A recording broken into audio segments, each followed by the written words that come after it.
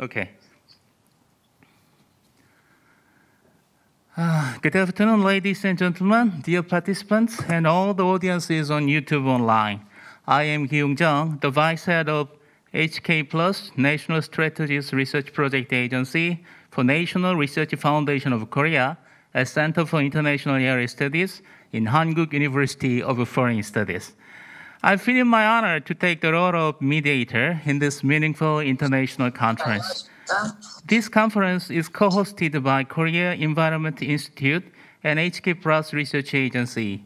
We will have a 150 minutes meeting under the title of Seeking Supra-National Cooperation for the Sustainable Development of the Korean Peninsula. We have 4 presenters and 5 discussants from 5 different countries today, and let me introduce them one by one briefly. The first presenter is Evgeny Alexandrovich Kanaev from School of International Affairs and Higher School of Economics in Moscow, who will present under the title Asia-Pacific Business Institutions and the Korean Peninsula, the APEC Business Advisory Council and ASEAN Business Advisory Council Perspectives. Okay, and the second presenter is Peter Hayes from Nautilus Institute for Security and Sustainability. The title of Dr. Hayes' article is Mutual Assured Interdependence, Regional Grid Connection, and Microgrids. Hi. The third presenter is Dr. Ray Wang from National Chengchi University in Taiwan. The title of Dr. Wang's article is New Dogs, Old Tricks, the Taiwan, United States, and China Relations after American Presidential Election. Dr. Wang? Thank you. The last presenter is Haruki Ikumi from the Japan-Korea Cultural Foundation. She'll present under the title Countermeasures for Population Decline due to low birth rates, aging, and environmental problems. 안녕하세요, 하루키 박사님. 예, 감사합니다. We have such various topics today, and I'm sure that it will give us a chance to think of the sustainable development of the Korean Peninsula and future cooperation of the global society. We have 5 discussants. I'll introduce them one by one. Yoon-ik Jung from Hallym University of Graduate Studies. Dr. Yoon? Okay, thank you. Lee Kwang-tae from Hankuk University of Foreign Studies. Dr. Lee? Okay, thank you. And Rhys Jones from University of Hawaii. Dr. Jones? Okay, thank you. And Yoon Ji-hwan from Hankuk University of Foreign Studies. Dr. Yoon? Okay, thank you. And Myung-soo Jung from Korea Environment Institute. Dr. Myung? Thank you. Owing to the COVID-19 pandemic, unfortunately, we had no way but to have online conference like this, but I don't think it will dampen the ideas and insights of the participants. Someday in the future, surely near in the future, I hope that we can meet in person, wherever it might be, and we can have a chance of discussing the sustainable development and global cooperation again altogether. I will give you 20 minutes to each presenter for the presentation, and the discussants can have 10 minutes. Every presenter has his or her designated discussant, but when it comes to Dr. Jones and Dr. Myung, we ask you to sum up all 4 articles so you can have more 5 minutes. I'll give you an alert when you have just 5 minutes to go, like this, 5 minutes. And when it comes to discussants, I will alert you like this, 2 minutes, okay? So let the presenters present one by one, and after all the presentations have made, the discussants can take their part. And after that, I will give 5 minutes to each presenter to answer the questions and comments of the discussants, and I will wrap up the session. So thank you, and shall we start? I give the mic to the first presenter, Dr. Kanaev. Mr. Kanaev, please.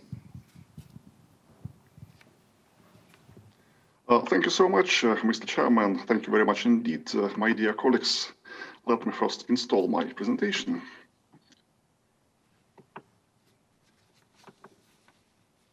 I suppose you can see it well. Asia-Pacific business institutions and the Korean Peninsula, the perspective of APEC Business Advisory Council and ASEAN Business Advisory Council. My dear colleagues, I am going to make 3 main points. First, I am going to address the key trends of economic regionalism, just, excuse me, to grasp the specificity of the present moment, and the value added will be very simple. What to expect from the process of multilateral cooperation, which have for decades shaped the economic landscape of the Asia-Pacific region.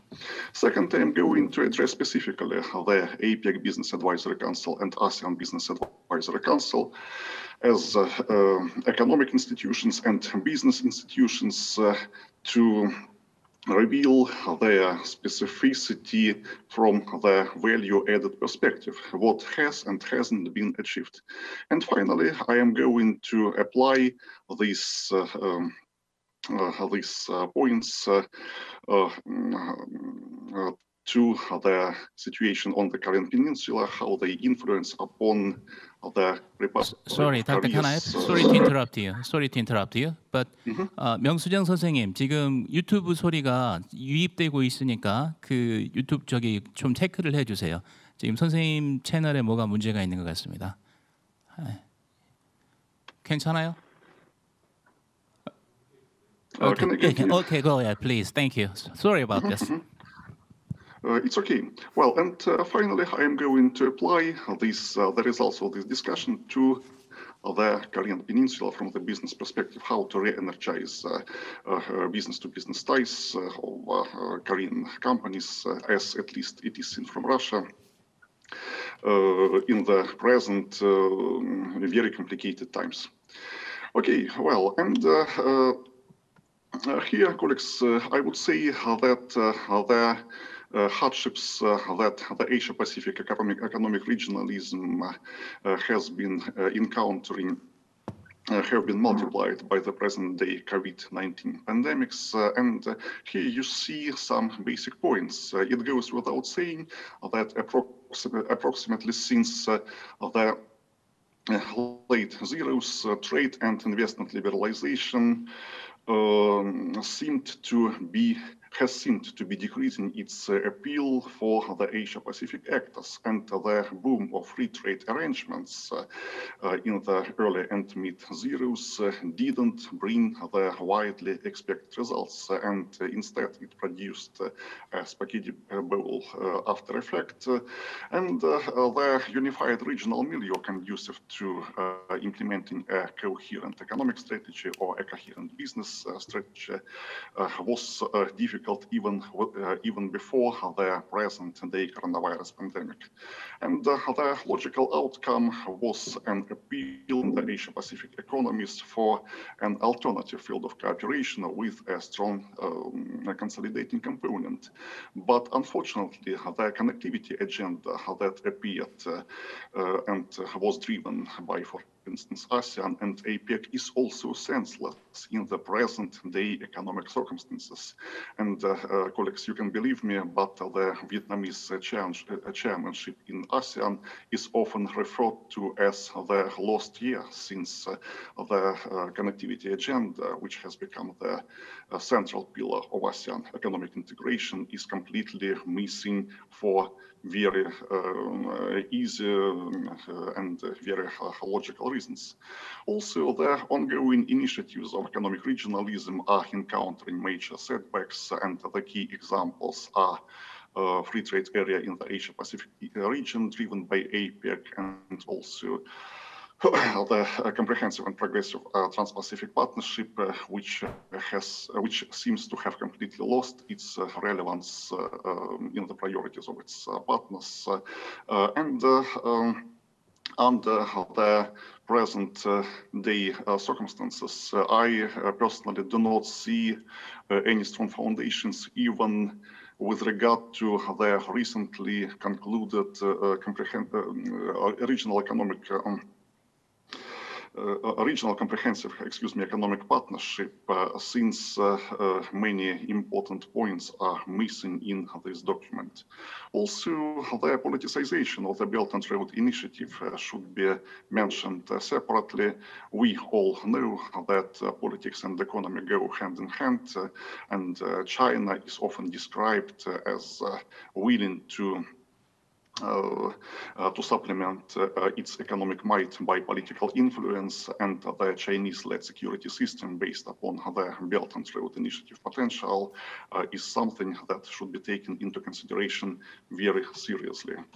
Also, colleagues, the rise of protectionism and restrictionism, America First, etc., was evident once again before the present-day coronavirus pandemic, and the pandemic has aggravated the situation. And in the present-day circumstances, we cannot speak seriously about trade and investment liberalization, at least as far as cross-border exchanges are concerned. Well, and the politicization of economic cooperation once again was exemplified by the Huawei cases and the Sino-American trade war and technological war, and in the present day circumstances, I do not see any reasons to expect that the intensity of these contradictions will be decreasing. And of course, the after effects of the present day coronavirus matter, since many initiatives of economic regionalism will have to be seriously revised, but the legal foundation for this revision is also underdeveloped. And it was evident once again before the present day crisis, but very little has been done in order to, for example, resolve all the difficulties associated with, for example, digital trade and digital cross-border exchanges, and how to regulate, what form of regulation framework to apply is also an open-ended question. Okay, and here, colleagues, I would turn to a different point. We all know that traditionally the Asia-Pacific economic cooperation has had two main dimensions. First, regionalization and regionalism. Regionalization is about the grassroots cooperation between companies, between businesses, between enterprises, between individual entrepreneurs. And once this cooperation has matured, later on, institutions were installed just to supplement what had already existed, what had already been developed.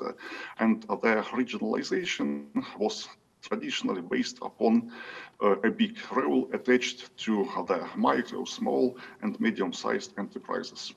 And here, I would say that both ASEAN and APEC seem to be completely irrelevant in stimulating the cross-border activity of micro, small, and medium-sized enterprises. And this inward focus is evident as far as these companies are concerned, and judging by the situation in ASEAN, very few of such enterprises consider the international part of their activity to be relevant or to be, I would say, survivable in the present day circumstances. Well, we have addressed the shortcomings of the digital support, and just let me add a minor point. In the present day circumstances, we cannot speak seriously about the efficiency of the trade and economic initiatives with the participation of, for example, small and medium-sized enterprises, and also including big businesses without the digital support. And taking into consideration Sino-American contradictions, and taking also into consideration the legal shortcomings associated with the digital part, digital dimension of cross-border trade and investment exchanges. This is a complicated and a very challenging task to resolve, and I have serious doubts that in the present day circumstances, much energy will be directed to this specific field. Okay, and to sum everything up, let me tell you this. The large-scale geopolitical and geoeconomic initiatives like APEC and Comprehensive and Progressive Trans-Pacific Partnership seem to be useless and pointless. And here, I can say that APEC suffers from a major shortcoming, that the inclusive Asia-Pacific region based upon multidimensional and deep cooperation between China and the United States, and it has been the cornerstone of the inclusivity of the Asia-Pacific region, and it's, I would say, key strategic advantage. This inclusivity is missing, and the breakup of the inclusive Asia-Pacific region is responsible, or might be responsible, for a complete breakup of economic cooperation in the Asia-Pacific region as such.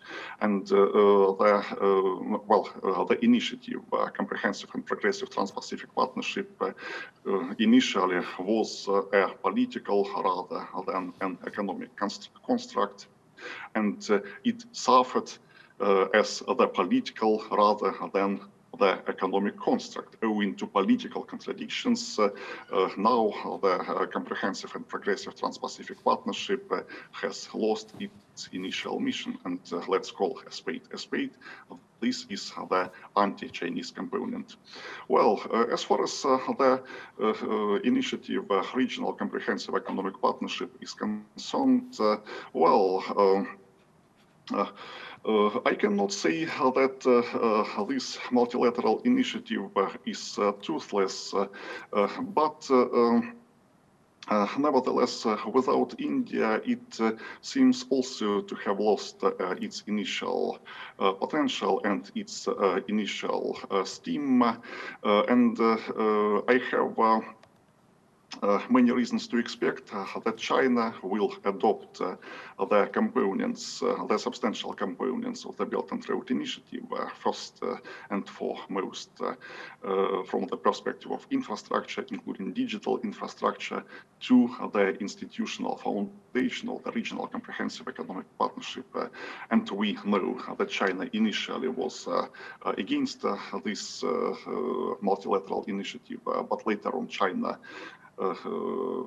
became one of its main proponents, and now China has every reason to congratulate itself, since within this multilateral economic format, China has no competitors, and China has an additional strong instrument to shape the economic landscape of the Asia-Pacific region, and later on the Eurasian continent without competitors, just on its own, according to its own preferences and its own vision. And finally, many initiatives driven by ASEAN, for instance, ASEAN Economic Community and master plans of ASEAN connectivity, require a complete rescheduling, since you see, frankly speaking, here in Moscow, we do not know when the present-day coronavirus pandemic when it subsides, what we can expect from the year 2021, and under these circumstances, both physical connectivity and people-to-people connectivity, let's say institutional connectivity, these directions are rather than really practically oriented directions cooperation.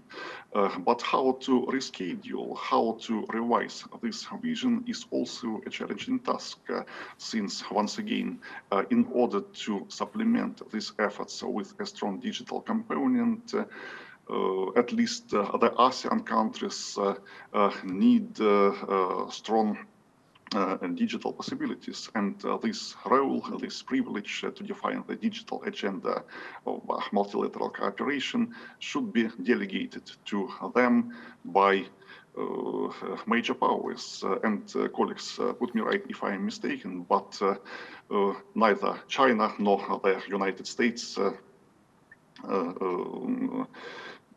is willing to do it. And here, of course, the Belt and Road Initiative comes to the fore, and China is going to adopt the components of regional comprehensive economic partnership to its strategic planning. Also, China's economic projections are positive, and well, I see that I have 5 minutes left. Okay, also, China's economic projections are positive, and for China, this is a welcoming development. And China has no competitors, and its presumable competitors, for instance, members of the Indo-Pacific region, lack a strong economic foundation, and this foundation includes a lack of a strong infrastructural foundation. Okay, and with the specific relevance to APEC, BAC, and ASEAN BAC, let me tell you this. They have been successful in the directions they could have been successful. They have been able to synergize both the top-down and down-top vectors of cooperation to match the interests of state and business, and this is a welcoming development. Can be attributed to these specific multilateral dialogue platforms. They have developed practically oriented lines of cooperation, and many projects supervised and driven by APEC, BAC, and ASEAN BAC are laudable and deserve high estimates. And finally, they have been able to develop both vertical and horizontal channels of cooperation with companies and with state officials. And we know that, for instance, APEC, BAC consults APEC leaders and submits reports to APEC leaders about the economic situation, about the business situation, and this can be attributed to the success of these multilateral dialogue platforms. But they also have numerous disadvantages, and without mentioning them all separately, let me say, just for the sake of brevity, that the grassroots of cooperation has traditionally been uncovered, and the micro, small, and medium-sized enterprises haven't been covered by APEC, BAC, and ASEAN BAC, while they have traditionally been the drivers, the energizers of multilateral cooperation as such within, for instance, the Japanese-led flying geese model, or the Chinese-led model premised upon the Belt and Road Initiative. And very briefly, turning to the Korean Peninsula, let me say that APEC has traditionally been a secondary instrument of Korean trade policy, and APEC turned out unable to assist, to help the Republic of Korea when it needed this assistance. And finally, the Republic of Korea is squeezed between and simultaneously torn apart by China and the United States, and the inclusive Asia-Pacific region is the vital prerequisite for Korea to remain relevant and to remain competitive. And this component is completely missing. The inclusive Asia-Pacific region doesn't exist anymore. And the Republic of Korea has participated in very few initiatives regarding APEC, and this is all the more surprising since Korea hasn't participated in, has participated in only few initiatives associated with the digital side of cooperation. And this is all the more surprising since South Korea is strong at the digital cooperation, and this signifies a low priority it attaches to APEC. Well, and to cut a long story short, in these specific circumstances, it is not institutions rather than the people-to-people dimension of economic exchanges that really matters.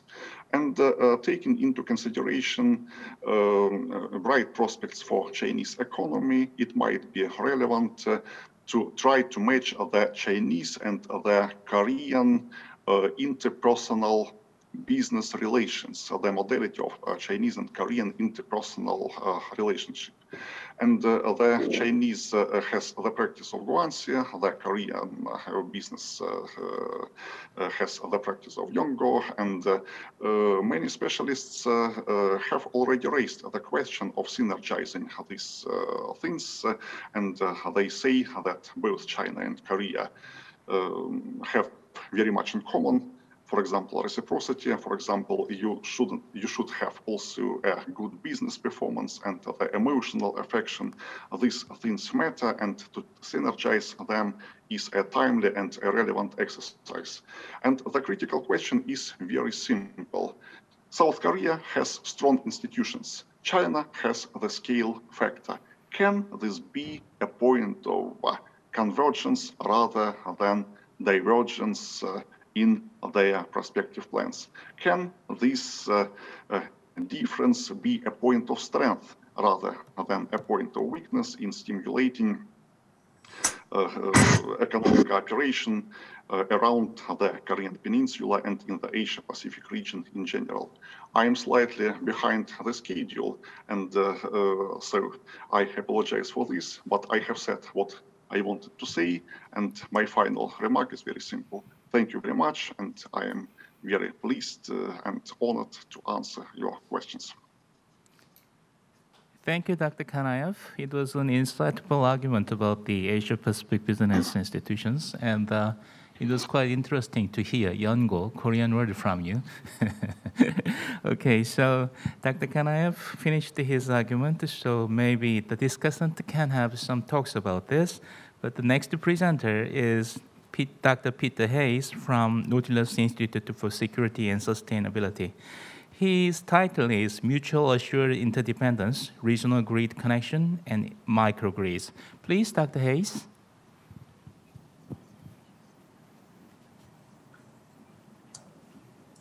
Thank you very much, Professor Jung, and thanks to Kwante Lee and all the staff for facilitating participation from so far away. I'm speaking to you from northern New South Wales in Australia, where today it's 38 degrees centigrade outside my office. And I look forward very much to seeing you again soon at Hankuk University and at KEI headquarters, where we have been many times over the decades.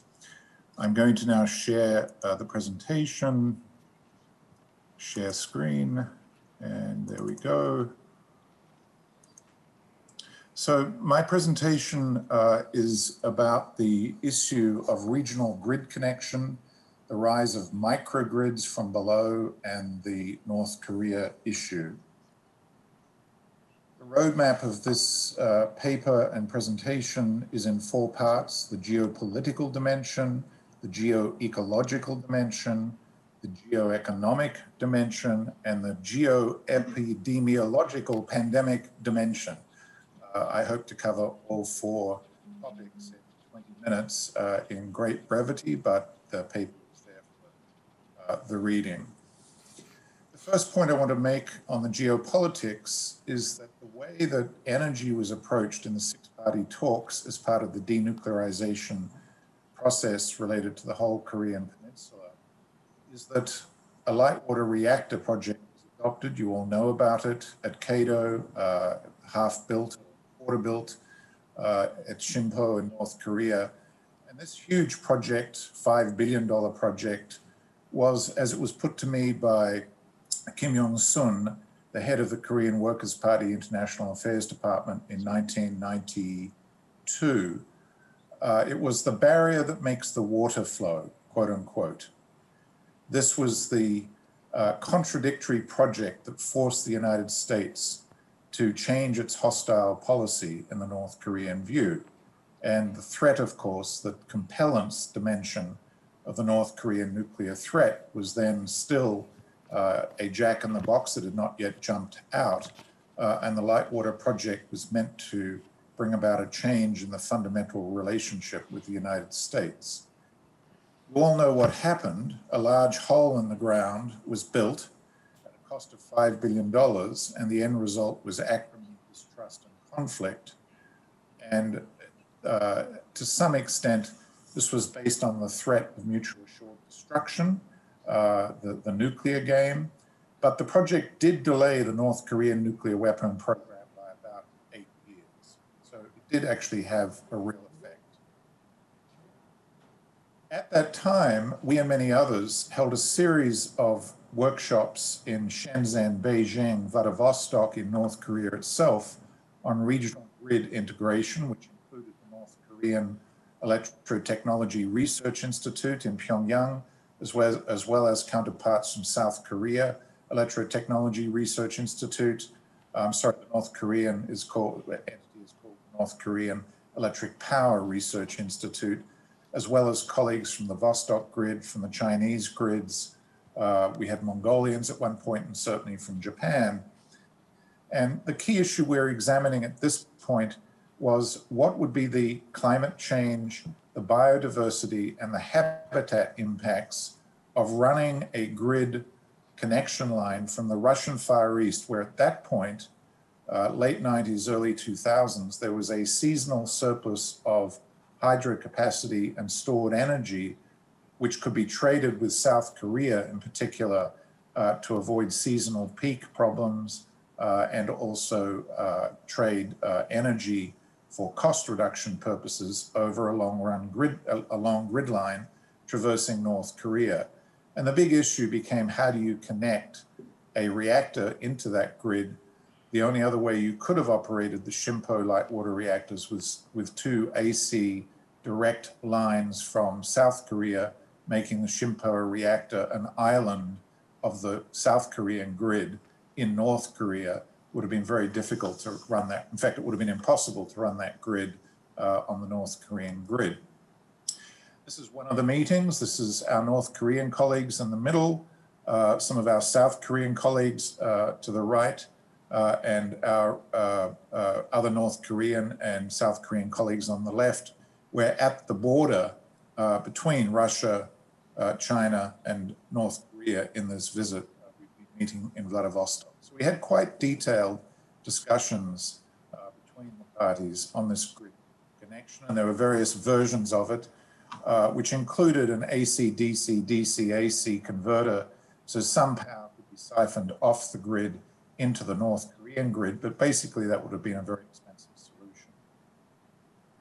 The North Koreans, of course, knew all along that this was impossible to run that reactor on their own grid. In fact, the engineer who advised Kim Jong-il that it was impossible to accept any reactor larger than 400 megawatts in 1994 told us that story. And the Americans were equally knowledgeable, because, not least because we were informing them of the state of the North Korean grid. But for political reasons, they went for the LWR project because it was the barrier that made the water flow, and the United States wanted, at that point, to make the water flow. There have been various discussions since then of exporting power from the Russian Far East. It now primarily focuses on getting power from hydro stations into China rather than into South Korea. And there have been a variety of four-party talks involving China as part of the Belt and Road Initiative and a very big picture global grid strategy. But the real problem has been all along transiting the North Korean land bridge and the fact that the DPRK's participation in such grid integration is blocked by sanctions and the nuclear weapons issue. So at that time, we were primarily looking at the geo-ecological dimensions. As I said, we looked at standards, harmonizing standards, transmission corridors and their impacts on biodiversity, and the economic and commercial realities of this grid trade. This was all built around the H concept of infrastructure development in North Korea. And in a sense, it assumed that one could invest in and upgrade the North Korean grid with the existing urban industrial geography, geographic pattern, which is completely wrong because the North Korean industrial growth and demand for power in the future will not necessarily have any bearing on this past pattern. And the grid itself is expired, it's exhausted, it needs to be rebuilt. Our estimate to rebuild this grid is about $40 billion, which is completely impossible in any political reality in the future. So there is no way you can start with the existing grid and come up with any kind of reliable electric power in North Korea. The argument about the biodiversity essentially goes back to the concept, a Korean concept, which Koreans all know. I can never say the word in Korean because it's a tongue twister, but it's the notion that there is the backbone along the mountain and ridges into different watersheds. Each of these is a separate biodiversity watershed management regime and cultural entity. But this concept actually extends into the Russian Far East, into Northeast China, and through migratory birds and fish into Japan. And so to our way of thinking, the idea of the DMZ Peace Park never made much sense unless you connect it broadly to the entire regional biodiversity corridor. Biodiversity corridors, of course, are well-used mechanisms in many parts of the world with conflicts. They are well-established, and there have been discussions under UN auspices of a regional biodiversity corridor. And so obviously you have to ensure that these kinds of strategies at the ecological level of sustainability are aligned with the energy networked approaches to integration in the region. They should not be done separately. They should be integrated horizontally. So this led us to the current discussion, which is in the geoeconomics, how best to create energy supply or electricity supply, ensure that there is great resilience at minimum cost, and what kind of reconstruction is conceivable in North Korea of a grid. And it takes note of the phenomenon, the general phenomenon of bottom-up micro-gridification of national grids and related transmission, information transparency, physical access, and data sharing requirements to achieve regional grids under these modern technological conditions of integrated grids, not the old grid integration structure, which is top-down and dominated by large generators, and the transmission exists to support those massive units. It's the other way around in a microgrid dominated world. This led us last year to Mongolia to a regional meeting hosted by our colleagues in Ulaanbaatar with 6 North Korean colleagues. I'm the tall chap in the middle under the windmill, and to my left, or looking to the right on the screen, are 6 North Korean colleagues from various electric power institutes in North Korea. We held a week-long meeting, not a one-day meeting, but a week-long meeting with these colleagues because we did intensive training with world-class experts from General Electric, from Europe, from the Swiss utility, and a bunch of other places, as well as our South Korean, Mongolian, Japanese, and Russian colleagues to discuss this microgridification phenomenon. We also had Chinese colleagues. This meeting in the past would have happened in Beijing, but under current conditions of control, that proved impossible. A year before we had met in Beijing, a year later it was impossible, and we went to Mongolia instead. And by the way, it was minus 30 degrees where we're standing at the moment. It was pretty cold. Chris Greason has written a paper for us that you can see on the global phenomenon of these grids that are micro in scale and rely on wind energy, solar energy, biomass energy, and diesel generators with local energy storage, which are locally self-sufficient, self-reliant, but do feed power into and can draw power down from the grid. There are currently nearly 700,000 mini-grids planned around the world. There is a really fantastic growth in mini-grids. And in fact, here is the World Bank's estimates of what is going to happen by the year 2030. And this is now going to accelerate because of COVID pandemic impacts on grids, which I'll come to in a moment. So you can see the massive growth in microgridification. We see it in Southern California.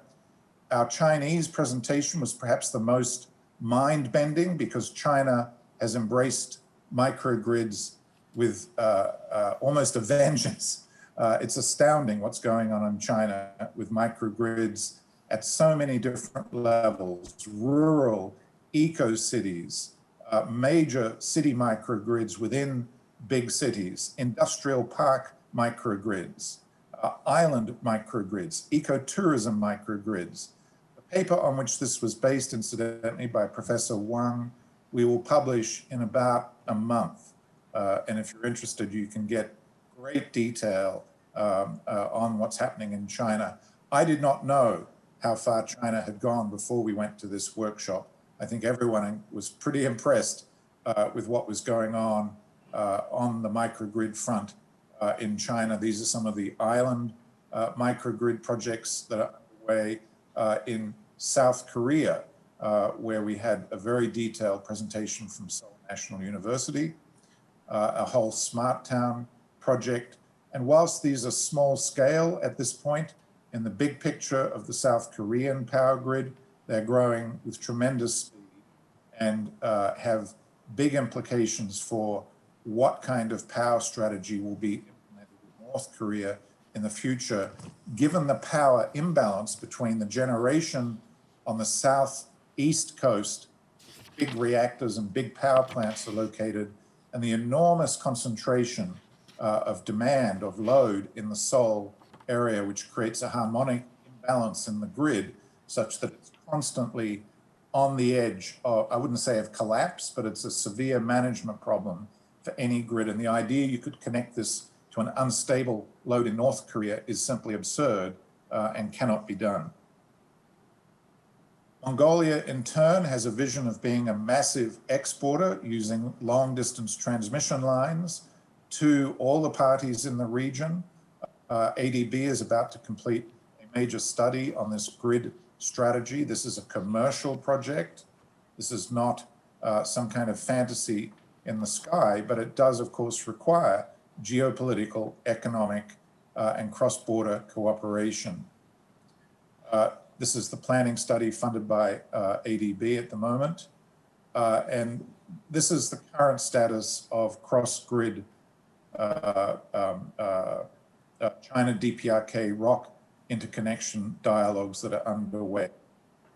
The important thing I want to point out here is that these microgrids require a different kind of cross-border connection, communication, coordination, collaboration. You really need to be able to control the exporting of instability in your neighboring grid or from your grid to your neighbor by understanding the grid status at the microsecond level.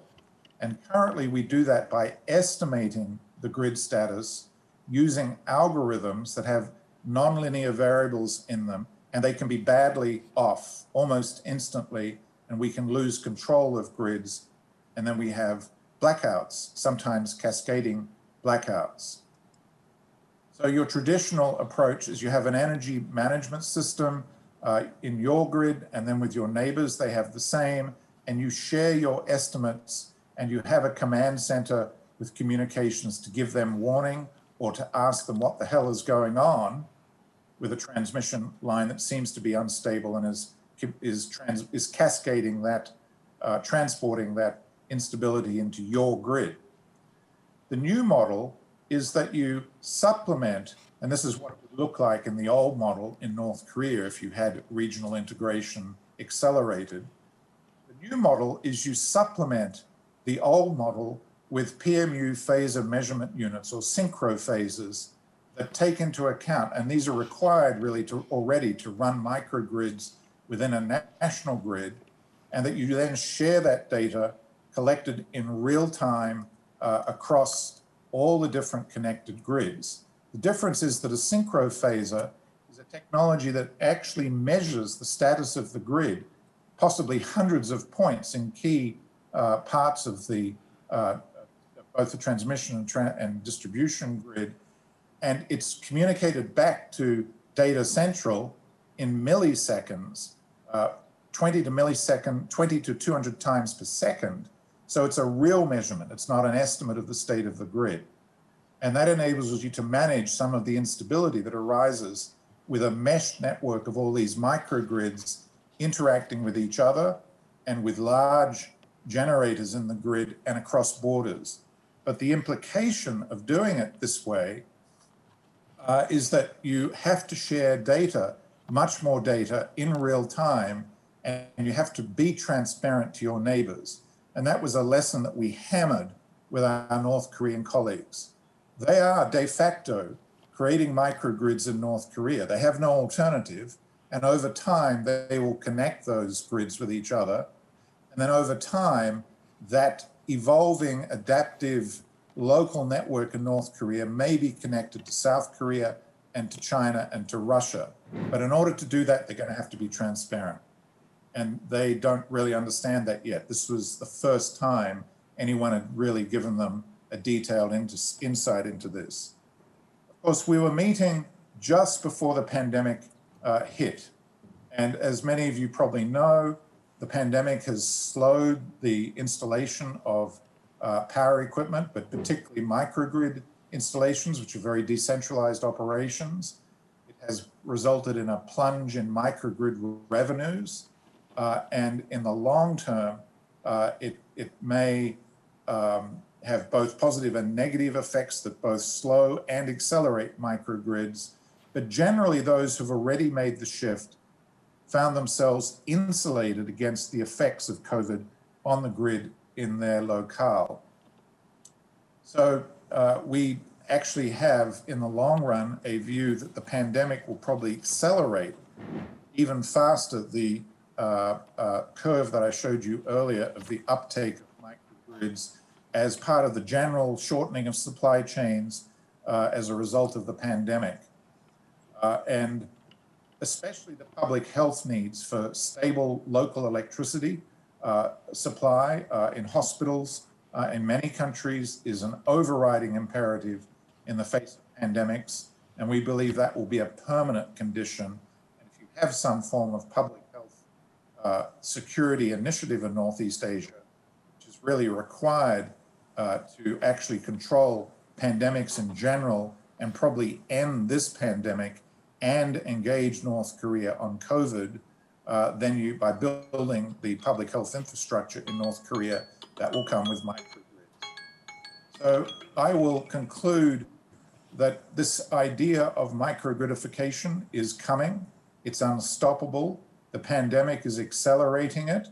It actually will accelerate with what is known as the Beisoto Giga City Corridor of increasingly continuous urban settlement, which has been much studied from the 1990s onwards and is the subject of megacity Beijing, Seoul, Tokyo mayoral level discussions. This will be a 1 billion person urban corridor by the year 2050, but this will probably be powered by decentralized mesh networks following that corridor, assuming that that corridor continues in the future.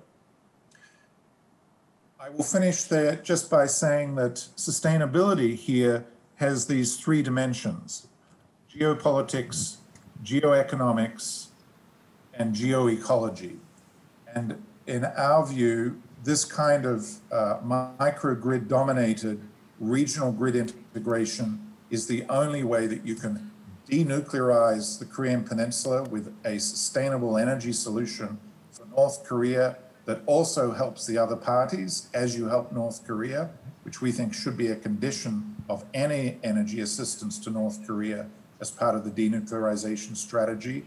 It's the only way to make regional grid integration consistent with a set of biodiversity corridors, and it's certainly driven by the pure economics of energy supply, both commercial and economic. So to me, it's a perfect solution, and in the real world, it will unfold unevenly, inconsistently, and imperfectly. But I think we can see what's coming over the horizon. Thank you, and I'm sorry I went over 2 minutes and 23 seconds. Thank you, Dr. Hayes. Well, yeah. Yeah, well, it was a nice argument. And, well, I'm not a natural scientist, and I'm not an engineer. And as far as I know, Dr. Hayes is also a political scientist, but I could realize that the congealance of different disciplines is really needed. You took geopolitical things and ecological things and economic things and epidemiological things into consideration and made us think about the possible cooperation of the peninsula. So we can conclude that instead of mutual assured destruction, we need mutual assured interdependence. But we really wanted this, but the problem is that DPIK would accept our proposal. Yeah, we hope so.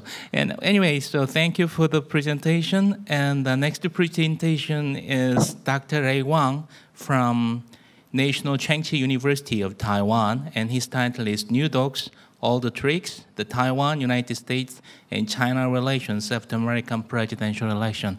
Please, Dr. Wang. Yes, can everyone see my screen? Yes? Yes, can everyone see my share screen now? Okay. Okay, great. Okay, thank you. Thank you, Chair, and thank you, our host, and hello, everyone. And it is my honor to be here to talk about the Taiwan, China, and United States relations.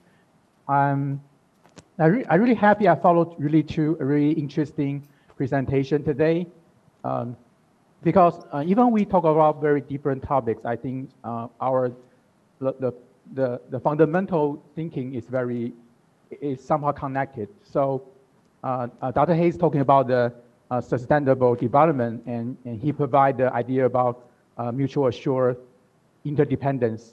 I think you will find out.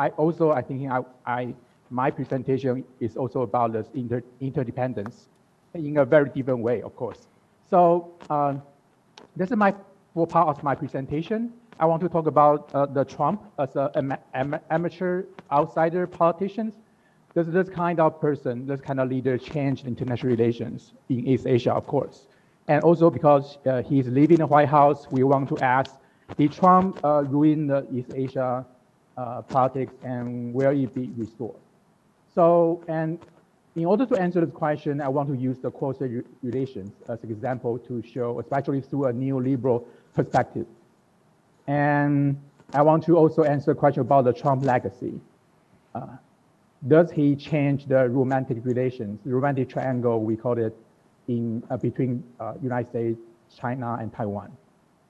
And finally, we want to review, okay, will the new president of the United States restore the balance, right? Restore the East Asia stability for the future.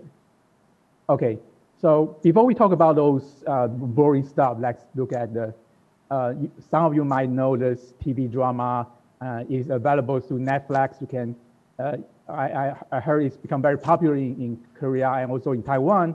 And Crash Landing to You, that's the title of the romantic TV drama. But I want to show you the baseline of close relations and why this is relevant to Korea. And so even my paper is all about Taiwan, China, United States, but in the presentation, we'll talk about the comparison between the Taiwan, China versus the two Koreas. So you will see here, the bottom line of the two Koreas is, well, you cannot make any contact with any North Koreans, right? No matter it's about the romantic relations or any kind, you need approval from the unification minister. Otherwise, you might get a jail sentence or big fine. And in contrary, we see between Taiwan and China, even we have such a great political dialogue right now.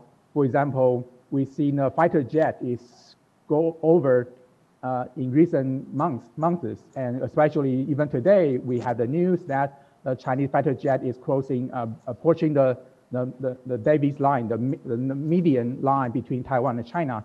So our fighter jet will be going on the sky and two sides become very, very close. So the situation people say, is very dangerous. But if you look at the societal level, right, the Taiwan-China relations has never been better.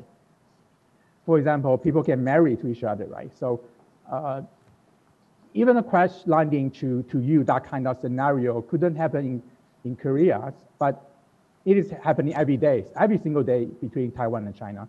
So that picture is very famous TV celebrities. The girl marry a wealthy Chinese handsome guy, and that's not even a news because, well, it's so often people travel, doing business and marry to each other all the time. So that's the bottom line of Taiwan-Strait coastal relations. So even the top level, the higher politics has such troubles, right? Two governments cannot recognize each other, and every single time they are threatening to each other of using forces. And we know this political stability, the geopolitical gridlock, and so on and so forth. But if you look at people's relations, right, things couldn't be any better. So how can we understand this situation? I think the easiest way is making this really, really easy and quick comparison between Taiwan, China, and two Koreas. You can see from this table, I make the summary of key points. Even Koreans starting their negotiation or cooperation a little earlier, but it is about starting from a very similar time period. So the 90s will be the high point of this two-side cooperations. But the patterns of these cooperations are very different. So the Taiwan-China is more relying on the bottom-up, economic-driven approach, while two Koreans have this top-down, political-driven approaches. And also you will see between two Koreas, they are very high level, very, well, in a way, successful, most institutionalized, supranational institution and cooperation and communication. For example, so far you have 4 high-level summits, right? One in 2000 and 2007, and also 3 in the 2018 so far. So that's 5 already, right? And in comparison, between Taiwan and China, there's only 1 high-level summit in 2015, before President Trump took power.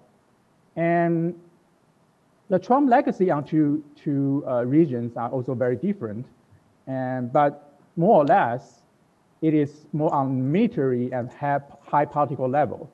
So Trump promised a huge amount of arms sale to Taiwan, and also making really aggressive engagement to the denuclearization in Korean Peninsula.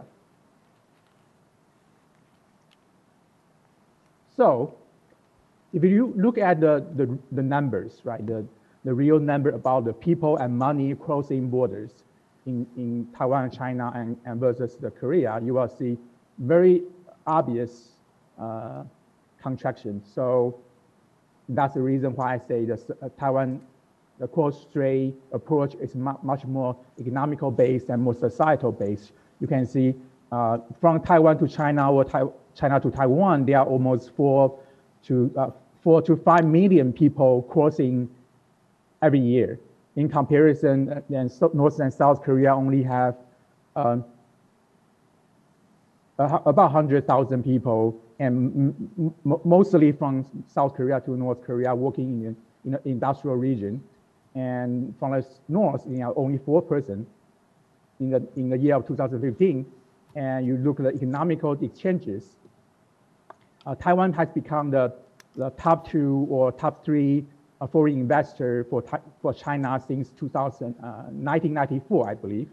And China also become the top trade partners since since about 2000. So now it's still the top one. And in comparison, North and South Korea, their trade interdependency is so low that you can even not getting the real numbers, right? It's so, I would say less than 1% of each other's GDP. So I think this kind of situation, we cannot say, well, the cross-strait relation is not that perfect. We know that, right? Especially when we talk about unification and also the independency of Taiwanese people identities. So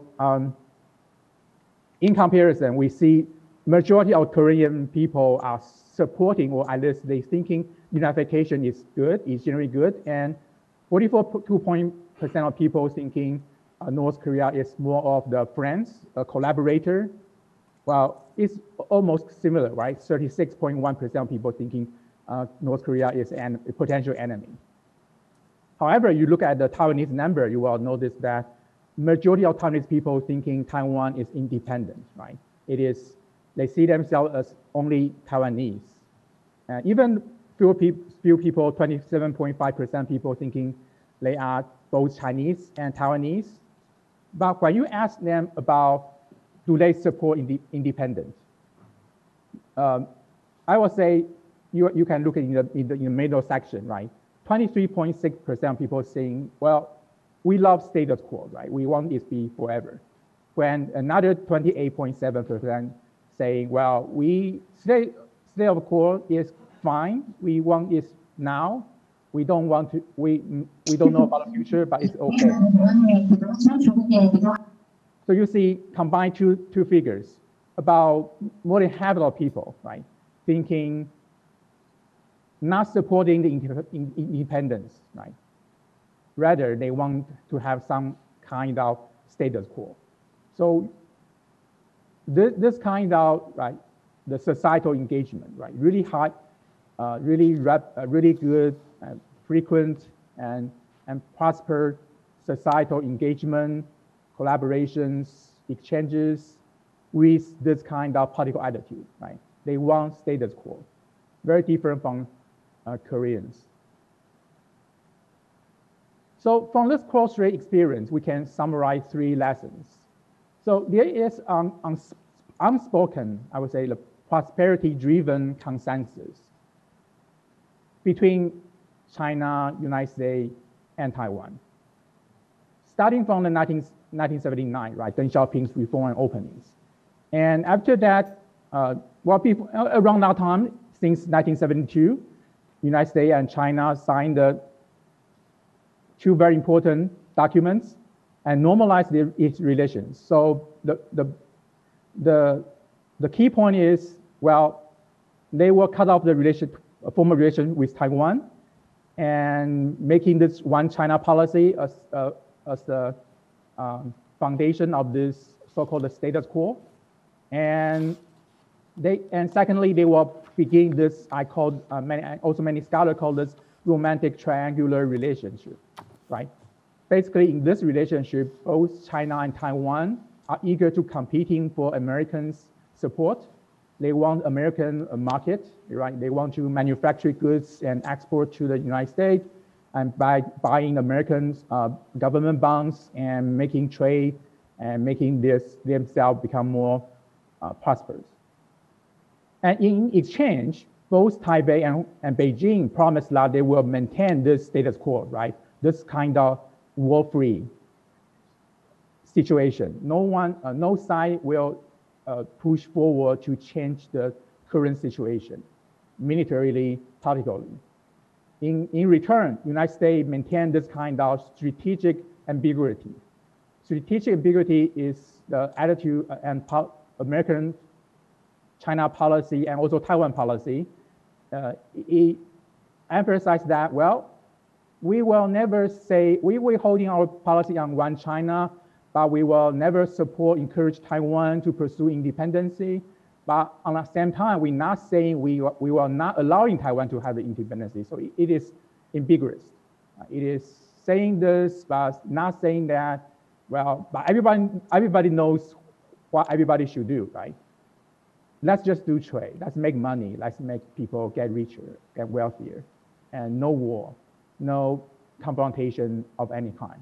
Well, of course, the verbal confrontation, the political gesture, the propaganda warfare happening every single day. But on a surface, in the societal level, people doing trade, people doing economics, the businessmen travel across borders, and family married to each other, and things this can become the foundation of course relations since the late 70s. Well, in this kind of situation, you can see Taiwan is kind of be sacrificed, right? So Taiwan is kind of reluctant but consent to this consensus. So both major parties in Taiwan, Kuomintang, insist there is a 92 consensus from the 1992 negotiation with Chinese delegates. So basically, it states that there's one China, but both Beijing and Taipei agreed to differ on its definition. So Taiwan has our own definition about one China. When Beijing has its definition of one China, we disagree on we agree on its disagreement. And when DPP basically saying no, we will never say one China. So it's not our policy, but we will promise to not changing the status quo, right? So basically they say, well, our constitution promised this, and we will follow our constitution. Well, of course, our constitution is one China, right? It say Republic of China, right? That's our name. So basically, they agree on this one China policy, but then they will never use the term one China. So that's kind of the current situation. So under Trump administration, we have the few troubles. And first, it's China since changing its foreign policy. And especially we saw the Chinese military become more aggressive, in the South China Sea, in the Taiwan Strait. We see many incidents and aircraft carrier sailing, a new one sailing, and doing all kinds of military exercises. So people are wondering if China stopped its peaceful rise policy. And if that is the current policy, well, the old economic-driven consensus die, right? That's people's worry. And secondly, if United States was abandoning its strategic ambiguity, so which means the Trump has promised if China attack Taiwan, the American soldier will going to help. Well, it's not the current situation. It's not a new American policy. That's people's concern. So if United States abandoned the old policy, will China also abandon its peaceful unification project? And if that's happened, right, we are going to see war. And thirdly, well, when Trump was playing the Taiwan card, including the big arms sale to Taiwan, increasing the governmental visit level. For example, they passed the Taiwan Travel Act, and now the American higher level official can visit Taiwan more frequent. So is this new policy changing the situation, right? Especially increase the chance of Taiwanese government to pursue the independence. That's the three major concerns under Trump administration. And my quick answer to all three questions are no. So the bottom line here is, even two governments are, verbally attacking each other and provide many hostile gestures, including a military exercise we saw on the news every day. But this, the old traditional neoliberal bond is stronger than ever, stronger than we thought. So this economical interdependence really curbed the militarism on both sides.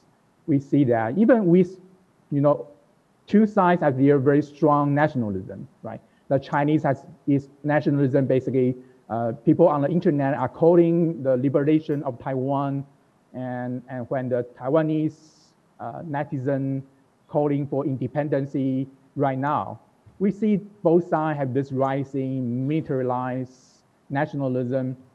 But even with this kind of things exists, And also, don't forget that, right? Between Taiwan and China, there's never a formal agreement of any kind. So there's no ceasefire. The two Koreas signed the first ceasefire in 1953, right? When China and Taiwan never have this kind of formal agreement. So legally speaking, Taiwan and China are still in war, right? We never ended. So, and not to mention that we don't have this kind of supranational institution, right? Agreements, treaties, and so on and so forth between two sides. But somehow we have this really vibrant, very stable, and very strong societal and economical interdependence. And this interdependence, we see two governments are really reluctant and really try everything not to stop or disencourage this societal engagement. So I believe this foundation still exists and still very, okay, 5 minutes. 2 minutes. So question for future, my last slides. So when we talk about a supranational institution, cooperation and communication, we think about NATO, right? We think about ASEAN, we think about APEC. So today we heard about a lot of discussion about okay, Americans maybe not so reliable. So let's build a new Asian NATO, right? To replace the American security arrangement in East Asia. We talk, so people want to know, well, Joe Biden, right, the new president, has this new China policy is more stable and more sustainable and be able to provide the support for this regional peace. And secondly, people also want to know, well, this new Biden China policy can replace, well, if it couldn't, right, we need an Asian NATO, right, to replace the traditional strategic ambiguity. And thirdly, we want to know, well, even United States become more stable, American foreign policy become more stable, but can China maintain its stability? Is Xi Jinping able to maintain its own power? Will he really stop the peaceful rise for good? Because the transparency of China is not so great, so we don't have the answer for that now. We kind of can answer the first question saying, well, since we have the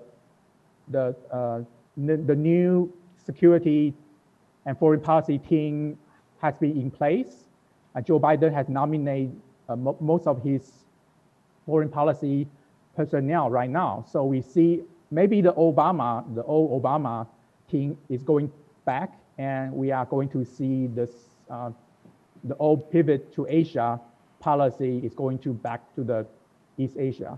So probably the answer to the first one is yes, but answer to the second question will be we don't know yet, but that could be one possibility, right? So definitely that will be need to be considered in the future. And I will say the real danger and the real uncertainty is more on the Chinese side, because we really don't know how stable and how sustainable the Chinese politics on this front, because, well, it is not so transparent, and we have very limited knowledge about, well, it's not transparent as North Korea, but still, right? Thank you. That's my presentation for today. Hope I provide the visible comparison between two Koreas and cross-strait relations, and hopefully I provide my insight about the economic and also societal interdependence between Taiwan and China, hopefully provide some information for the future discussion. Thank you again. Okay, thank you, Dr. Wang. Well, the political situation of Northeast Asia is quite unstable, and Dr. Wang took the two different cases of Korea and the cross-strait. By comparing these two different cases, well, he provided insights about the future of East Asia, and also we have to think of the possible influence of the United States after the presidential election. Well, we have to expect that Biden administration take the positive well, foreign policy toward Asia, but who knows? Okay. Anyway, thank you, Dr. Wang. And 그리고 다음으로는 마지막으로 우리 한일 국제교류기금의 이란 문화교류기금의 우리 하루키 아쿠미 박사님께서 Countermeasures for Population Decline Due to Low Birth Rates, Aging and Environmental Problems라는 제목으로 발표를 해주시겠습니다. 하루키 박사님 부탁드립니다. 감사합니다.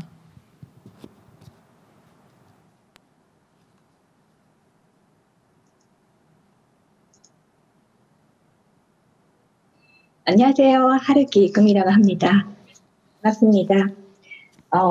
선생님들께서 거시적인 내용을 훌륭한 발표를 하셨는데 저는 사회학자로서 약간 좀 생활에 밀착된 미시적인 말씀을 드리게 되겠습니다. 그러면 발표를 시작하겠습니다.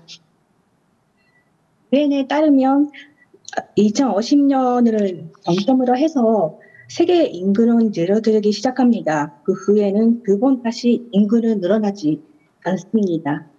이미 선진국에서는 출생률이 급속도로 저하되고 있습니다. 그 중에서도 한국의 출생률이 세계에서 가장 낮다는 것은 다 알고 있는 사실이죠.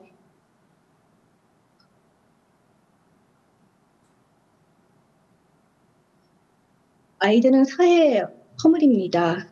근데 앞으로 어떻게 되는가 하면 이 말 보세요. 한국에 덕시마라는 현이 있는데요.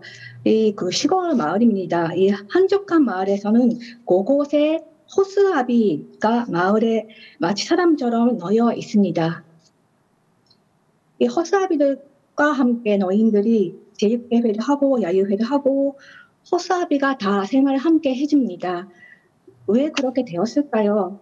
인구가 줄어들어서 젊은 사람들이 다 빠져나가기 때문입니다. 너무나 허전하니까 쓸쓸하니까 허수아비까지 만들어가지고 이렇게 사는 겁니다. 저는 이걸 처음으로 봤을 때 공포 영화 같다는 생각이 들었습니다. 그리고 앞으로 고령자가 많아지면 교통사고가 많아질 거라고 예측되어 있습니다. 고령자가 일으킨 운전사고는 하루에 2명씩 사람을 목숨을 빼앗가고 있습니다. 얼마 전에도 일본에서는 젊은 엄마하고 아이가 고령자가 운전하는 사고 때문에 귀중한 목숨을 잃었습니다. 이 통계를 보면 한국의 인구의 추임이 전망을 알 수 있습니다. 앞으로 큰 변화가 한국 사회에 일어날 것으로 보입니다. 이거 보세요. 급속도로 65세 이상의 고령 인구의 비중이 높아집니다. 그리고 2020년부터는 생산 연령 인구가 급감되는 전망입니다. 현재의 3분의 2로 떨어지는 것입니다. 생산 연령의 인구가 감소되면 고령 인구가 빠른 속도로 증가하는 것을 뜻합니다. 몇 년당 부양해야 하는 노령 인구는 매우 크게 증가할 전망입니다. 흔히들이 일본에서는 고령화가 심각하다고 하는데 이거 보세요. 일본 통계입니다. 인구 비율의 추이를 보면 빠른 속도로 인구 구조가 변화됩니다. 65세 이상의 고령자의 비율은 일본은 약 30%, 한국은 현재는 15%입니다. 그런데 아직 일본에서는 한국에서는 낮습니다만은 그 후에는 일본은 상쇄하는 속도로 고령화가 진행됩니다.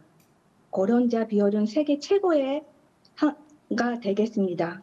한국은 세계에서 가장 늙은 나라가 되는 것입니다. 늘어가는 한국과 일본, 인구 감소보다 더 큰 공포는 초고령 사회가 오래된다는 것입니다. 이거 보세요.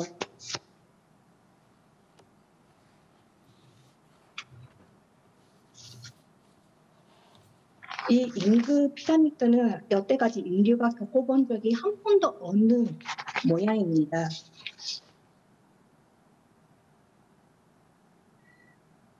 이 임금 피라미드를 보면 명백합니다. 나비처럼 지금 보이고 있는데 악기 하프 안투형 모양으로 변합니다. 65세 이상에 증가하게 되면 분양이나 간호, 의료비, 들어가는 비용이나 부담은 각별히 무거워질 겁니다. 자, 이 배우는 현빈 이혜진이라고 합니다. 지금 일본에서는 사랑의 시작이라는 드라마가 엄청나게 인기를 끌고 있습니다. 이런 현빈이나 이혜진이라는 아름다운 배우들도 40년 후에는 이렇게 늙어가는 것입니다. 이건 일본의 경우입니다. 일본에서는 100년 사이에 인구가 반감되는데 인구 감소의 임팩트 자체는 일본 쪽이 한국보다 크긴 합니다. 어쨌든 간에 일본이나 한국이나 단대적으로 인구가 늘어날 전망은 거의 없습니다.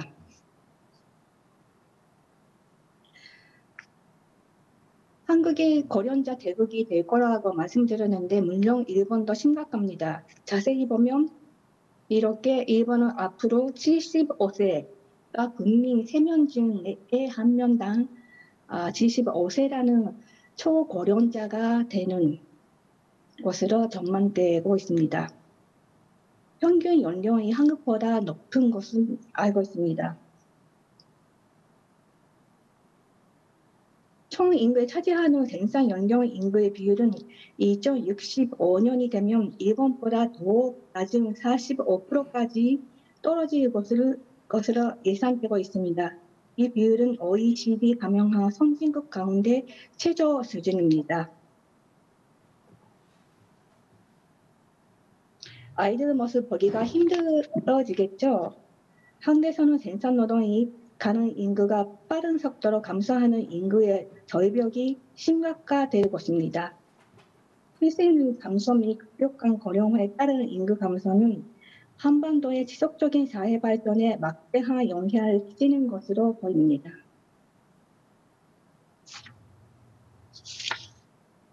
한국의 총 인구가 100년 후에는 절반 이하는커녕 현재 5분의 1까지 늘어들 것으로 전망되는 통계도 있습니다.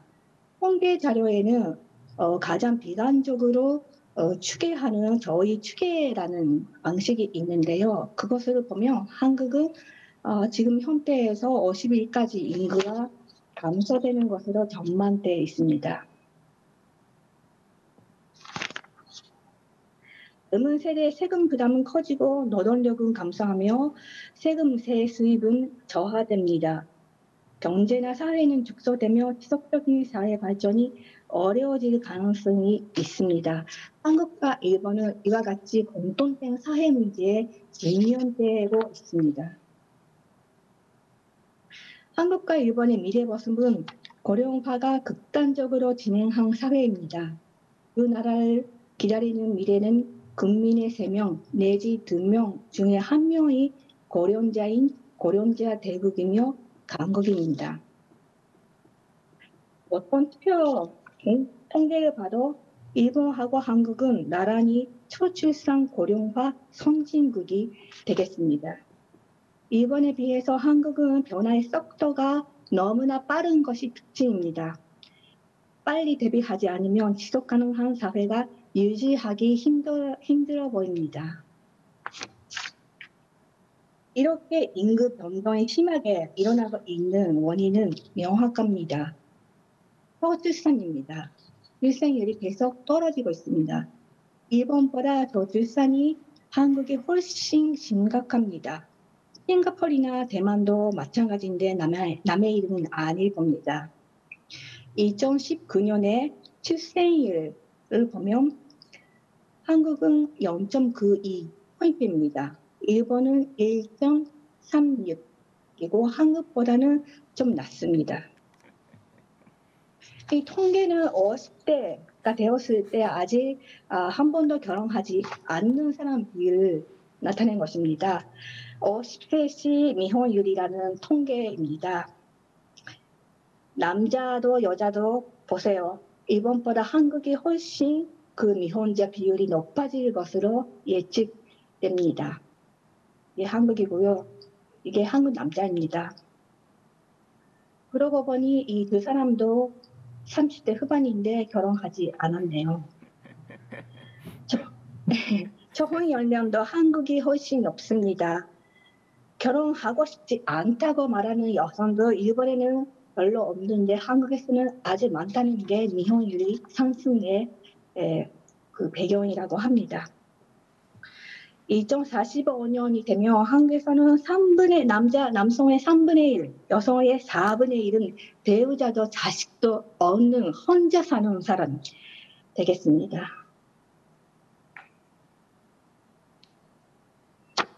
사회복지를 진행하는 기본이기도 한 가족 모습도 급속하게 변화해 갑니다. 가족이 일단은 이렇게 절반이 됩니다. 그리고 단독 세대가 여러 개 40% 가까이 늘어납니다. 아이도 없는 부부만 사는 세대도 많아지죠. 또 혼밥, 공술, 소비 성향이 달라지니 경제 구조도 변할 수 없습니다. 지속가능한 산업, 경제 구조로 바꿔 나가야 합니다.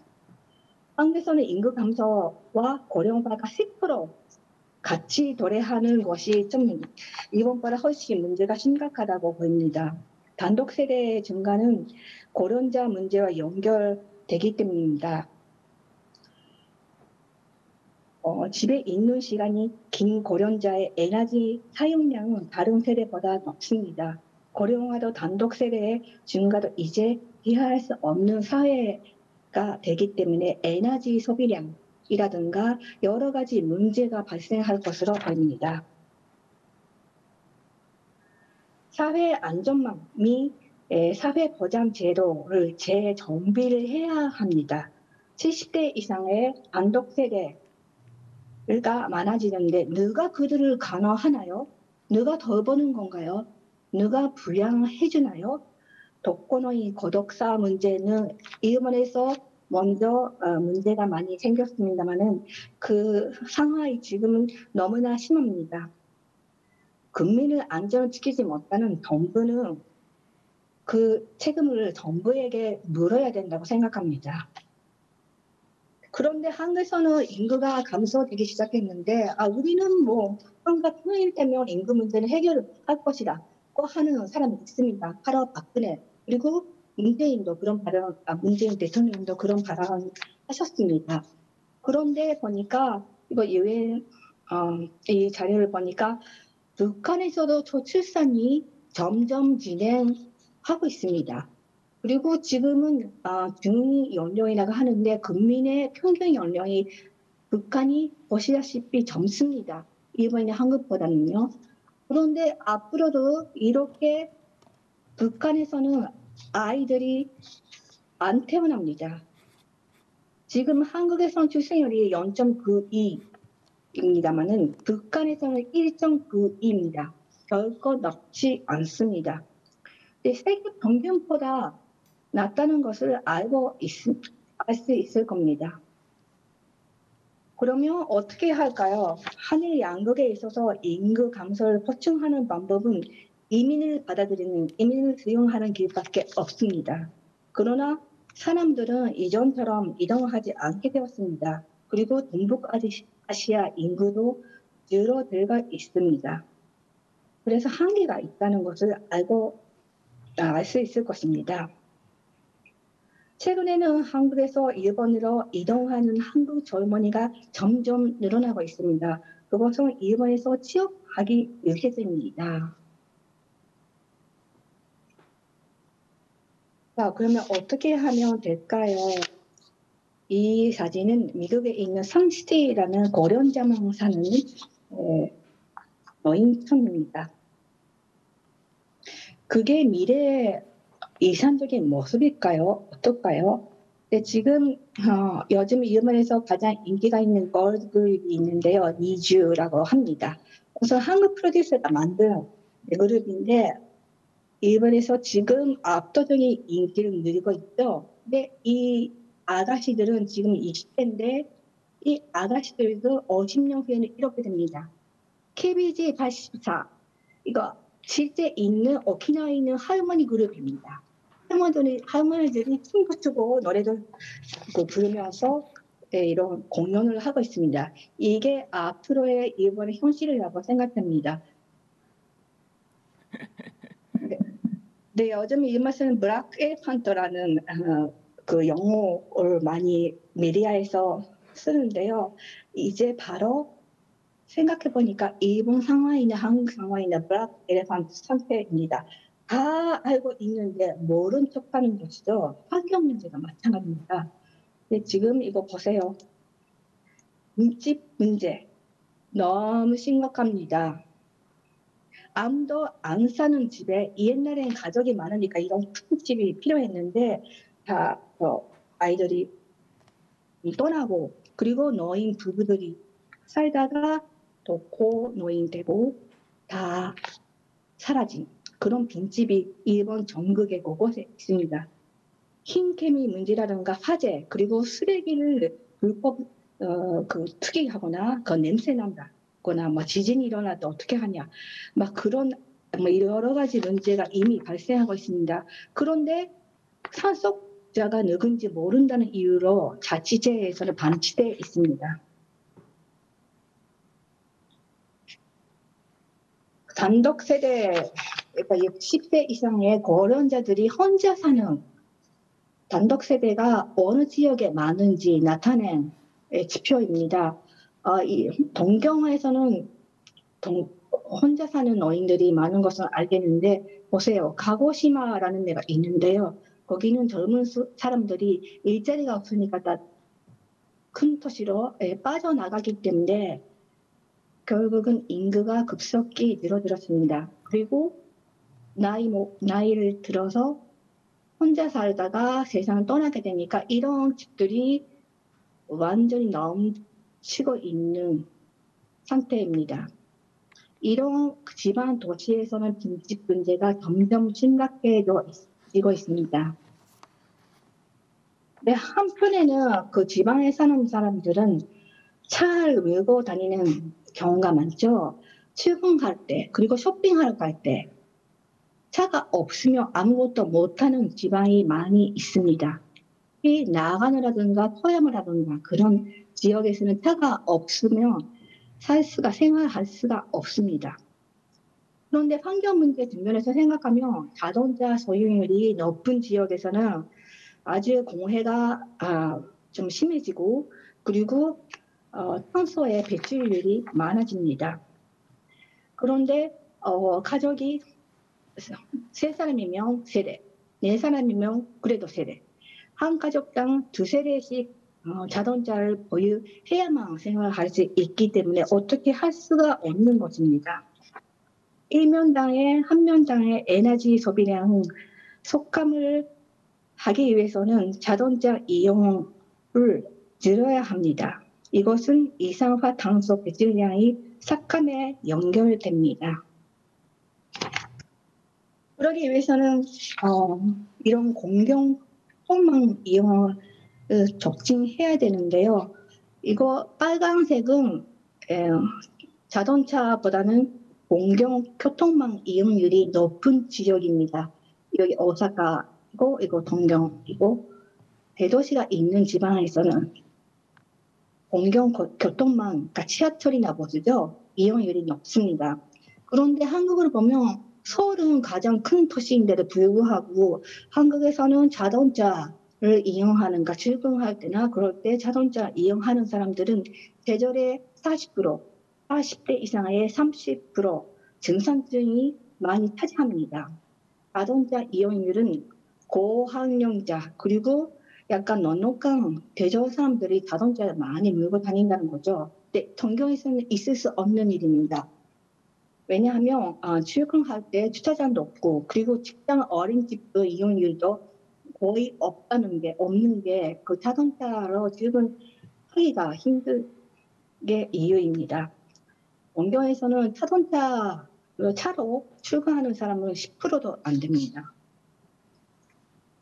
이것은 자동차 보유 대수가 많을수록 탄소 배출량도 늘어난다는 것을 나타내는 것입니다. 다 연결되어 있습니다.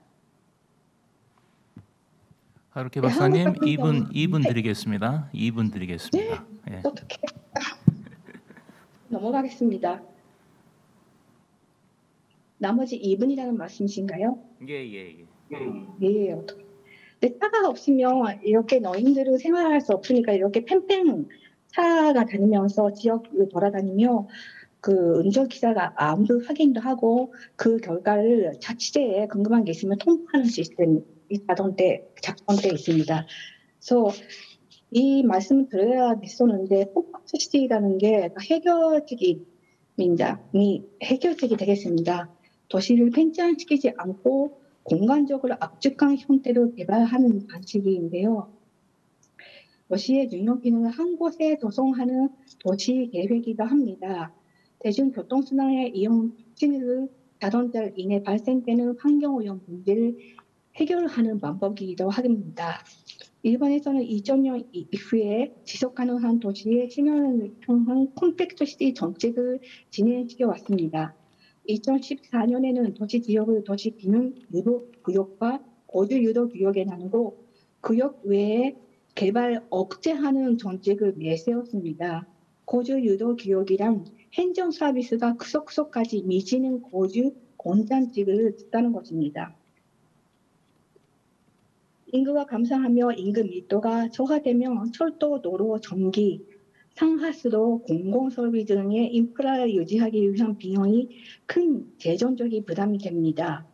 사람들이 도시부에 모여서 살게 되면 대중교통이나 상하수도, 전략과 같은 공공서비스의 제공이 어려움에서 영해집니다.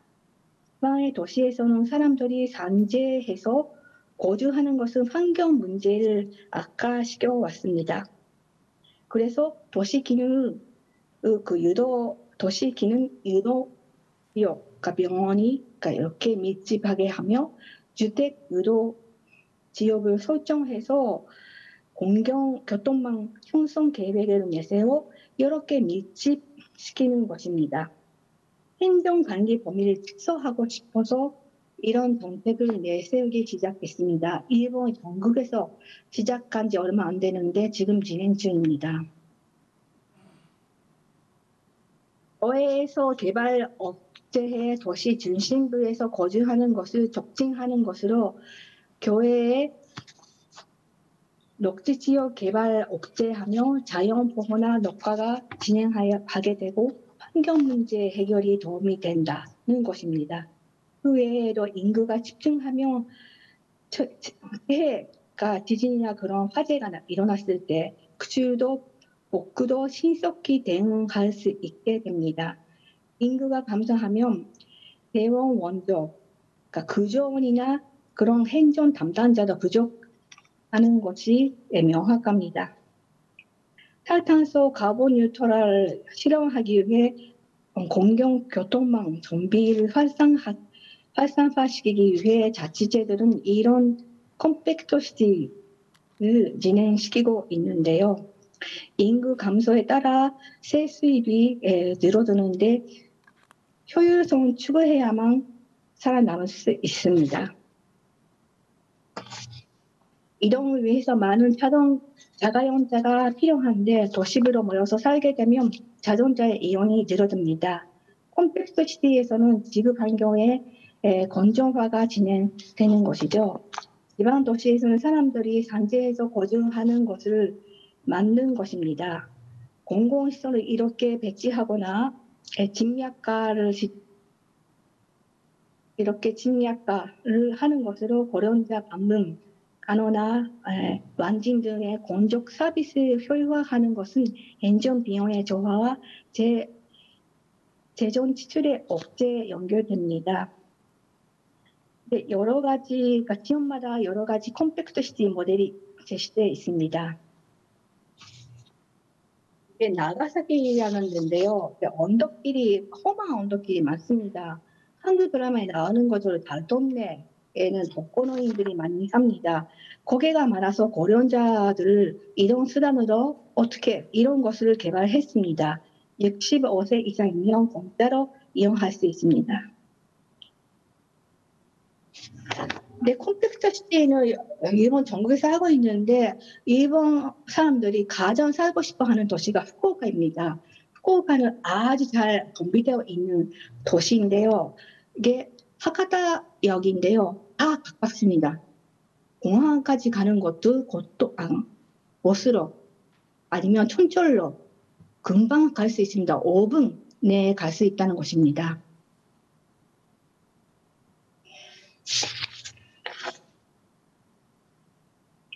그런데 행정이 결정지은 거주 지구밖에 못 살게 되면 선택권을 잃게 된다는 문제가 있습니다. 또한 거주 지구와 비거주 지구의 격차가 양극화가 퍼질 수도 있습니다. 개인의 입장에서 보면 거주의 자유를 택하는 건가, 거주 공장 지역에 이주할 건가 선택을 요구되는 시대가 올 것입니다. 이러한 장점과 단점을 생각하면서 지속적인 사회 발전을 위해서 실현 가능한 도시 정책이나 환경 문제를 생각하는 것이 중요하다고 생각합니다. 일본도 한국도 인구 감소는 피할 수 없습니다. 콤플렉스는 지속 가능한 사회를 목표로 하는 동시에서 유력한 하나의 수범입니다. 환경 문제 이론 점도 또한 큽니다. 일본과 한국이 동아시아 지역에 있어서 터네이스나셔널한 협력을 할 수 있다면 무엇일까요? 두 나라 공통점은 선진국에서 가장 빨리 저출산이 진행되며 고령화한다고 하는 것입니다. 서로 정책과 아이디어를 경합하고 지원을 공유할 수 있을 겁니다.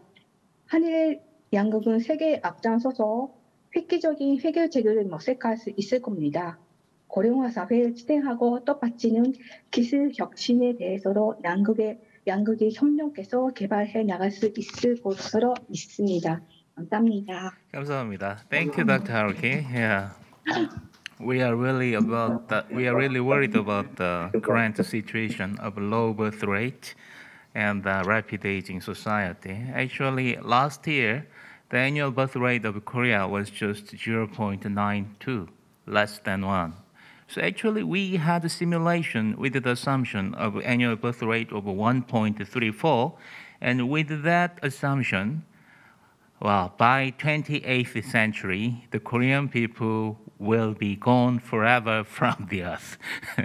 So this is really serious. So maybe the unification can be a solution, but living in Korean society is not so easy. Not only Korea, but also Japan, well, experienced the similar situations. So both of us have to, well, work together to fight against this serious problem. Okay, so we have various perspectives today. Well, political perspectives, ecological perspectives, economic perspectives, and also, well, social perspectives. And we have 5 discussions. And now it's 3:04 p.m., so we can have more 56 minutes. I'll give 10 minutes to each discussants, and when it comes to Dr. Jones and Dr. Myung, you can have more 5 minutes. So we will listen to the discussion from Dr. Unique Jung from Hallym University of Graduate Studies. Please, Dr. Yoon. Okay. It is my great pleasure to attend this international seminars. Thank you very much for your inviting me to the seminars. In situations where it is very difficult to gather together and hold seminars due to COVID-19 pandemic, the Hankuk University of Foreign Studies holds virtual conference with excellent online facilities. It is an outstanding university to host an international seminar in such a modern way.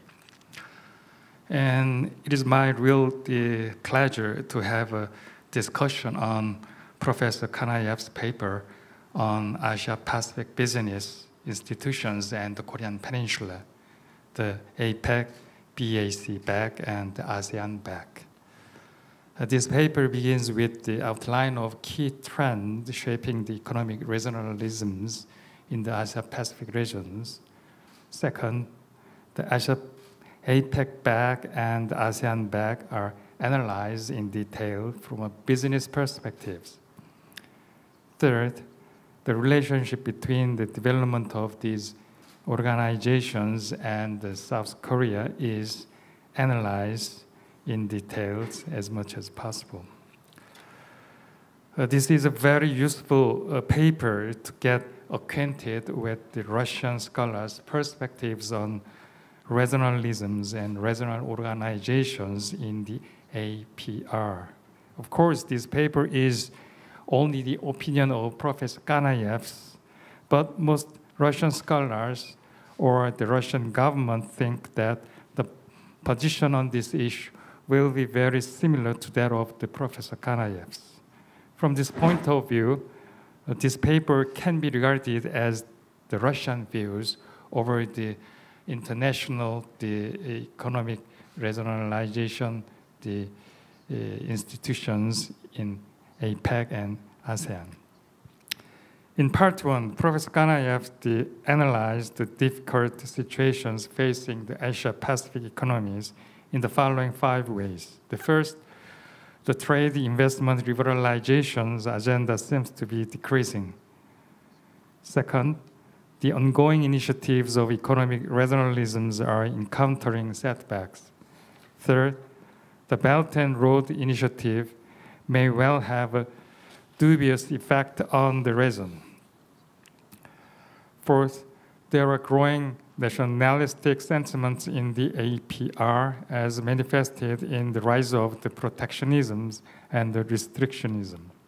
Fifth, next 10 to 15 years, multilateral economic cooperations will be increasingly dependent upon the dynamics of political relations among actors in the regions. Over Professor Kanayev's 5 points above mentioned, some agree and some disagree. My opinions over Kanayev's part 1 are as follows. The first, economic cooperations in the Asia-Pacific region is in the phase of developing into new stages.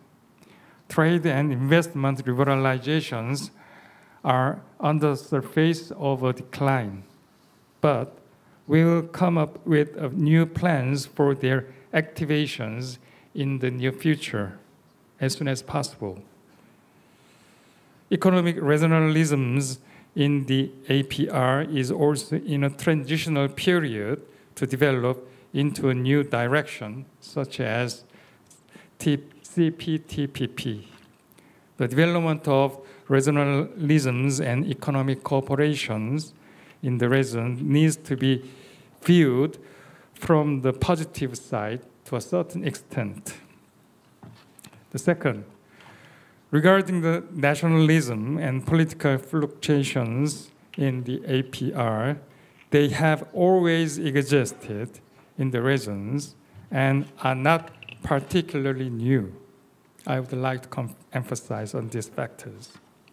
Third, Professor Kanayev argued that the new advent of China's influence is in the offing.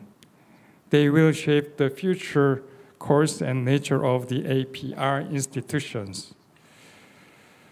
No one can deny that there is no objection to China's playing an important role.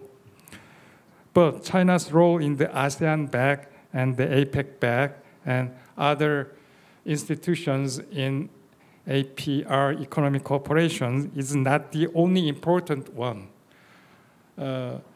There are many influential countries in the APR, such as Japan, US, and Russia, and South Korea as well. So it is not a very good way of thinking that although China will play a great role than any other countries, but China is not the only one country which can shape the future of the Asia-Pacific regional economic cooperations. Fourth, Professor Kanayev argued that to reinvigorate the APEC and CPTPP is problematic, while to make the RCEP efficiently take a long time. My point is that it is necessary not to look only negatively, more negatively than positively at the RCEP and CPTPP, I think positively that the economic cooperations body in the Asia-Pacific regions will evolve according to the times, such as through the RCEP and CPTPP, although there will be many hardships and difficulties. In part 2, Professor Kanaev explained the APEC back and ASEAN back for details. By and large, I agree with his analysis and opinions for the part 2. In part 3, the Professor Kanaev analyzed the Korean positions on APEC back and ASEAN back. This is very valuable evaluations, especially for the Korean side. However, in some ways, I disagree with him. The first, Professor Kanaev argued that South Korea has always regarded APEC as at best secondary instrument of its trade policy. South Korea placed the emphasis upon the global rather than the APEC perspective. But my point is as follows. No one can deny that the world trade has been developed based on the GATT system, GATT, since the end of the Second World War until now. Russia has also been doing the world trade within the GATT system since the 1990s. I don't think it is the appropriate way to categorize the GATT and APEC categorically. South Korea's trade policy, therefore, is multi-layered and comprehensively considering several international organizations and bodies, such as the GATT, WTO, APEC, ASEAN, and also FTA. The South Korean government does not regard the APEC as a second-rate trade facilitation instrument. Okay. Professor Kanaev also argued that the South Korean leadership declared its relations with the ASEAN as equal to its relations with China, the US, Japan, and Russia. But I'd like to raise the question that the fact that the South Korean government promotes the new Southern policy does not clearly mean that the ASEAN is as important as the US, Japan, and the rest of the major powers surrounded by the Korean Peninsula. The South Korean government is planning to implement a policy that puts much more importance on cooperation with the ASEAN countries than ever before. Okay, let me just give just two questions to Professor Kanaev. Russia has traditionally tried to play a certain role and responsibility as a regional powerhouse in the Asia-Pacific regions. In this context, Russia has prioritized the cooperation with China against the US unilateralisms. However, if China's power exceedingly grows in the regions in the future, will Russia and China strategic partnership relations continue to develop? What do you think? In other words, how do you predict the reasons for the stop of their cooperations between Russia and China in the near future, especially in the Asia-Pacific region? And the final question is just briefly, I will ask Professor Kanaev. Please tell me what your concept or purpose of the multilateral economic cooperations in the APR, which Russian government is now pursuing. I'd like to know the Russian perspectives on how to develop the economic cooperations with the APR countries. Thank you. Thank you, Dr. Yoon. Yeah, Dr. Kanaev, you can answer a little bit later. Well, as a way of speeding up, I will let other discussants do their work. Okay, next is Dr. Lee Kwang-tae from Hankuk University of Foreign Studies for Dr. Hayes. Okay, Dr. Lee, please.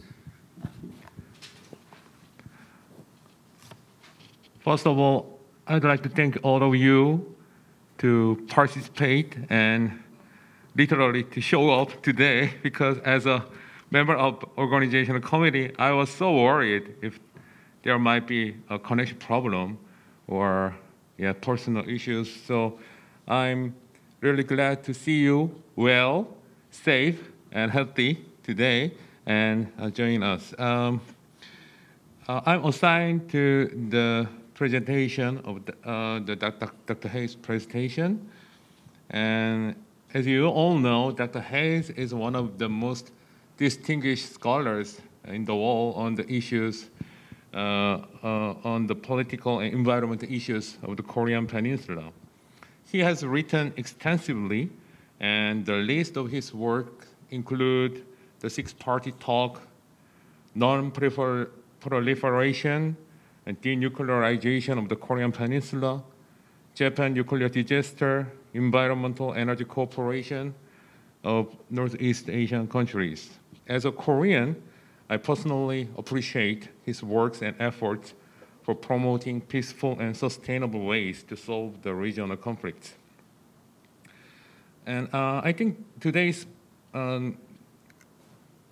Hayes' presentation today was a sort of summary and compilation of his year-long research with a brilliant twist, because Dr. Hayes while covering all 4 dimensions of sustainability, he gave the details, particularly about his idea of utilizing microgrids and about the post-pandemic transformation represented by geo-epidemiological grids. I absolutely agree to his idea that there are grids and microgrids in Northeast Asia that can be connected so that we can achieve better security and sustainability in the region.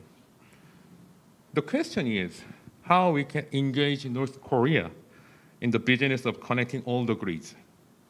This question is crucial because North Korea under Kim Jong-un's leadership now does not want to participate in any sorts of South-North collaboration, even in the humanitarian enterprises. In addition, even if North Korea wants to cooperate, we have a huge barrier to get over. There is the issue of sanctions. And it is very difficult for South Korean government or businesses to find ways to engage in any meaningful forms of connection with the North without violating UN and US sanctions. Given those 2 hurdles in front of us, I want to ask Dr. Hayes a couple of questions. Would you share your wisdom on how we can interest and attract North Korea without having to worry about the sanctions? The second question is about the potential changes that may come with the establishment of the new US presidency.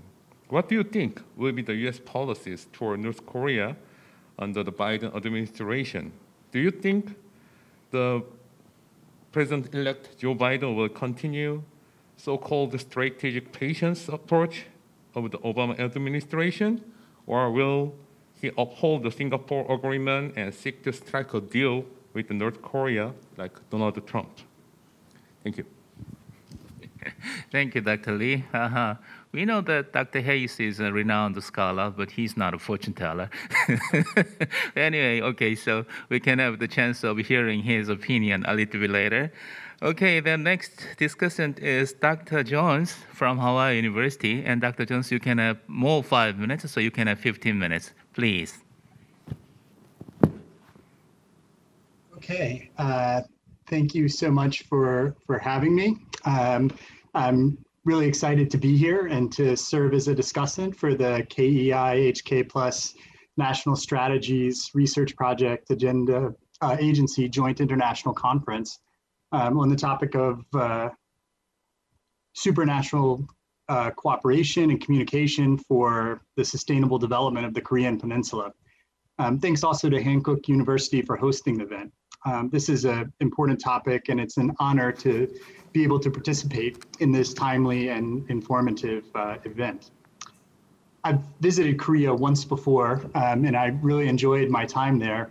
And I do hope to come back in the future. I'm really sorry that it couldn't be in person this time, but hopefully next time around we can gather in person.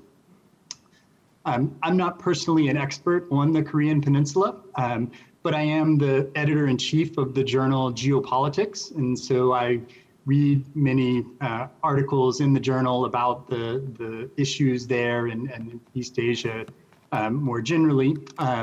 And so far already in this session, I've learned quite a bit from the different presentations on the situation and various geopolitical aspects of it. So it's been very rewarding to be part of this.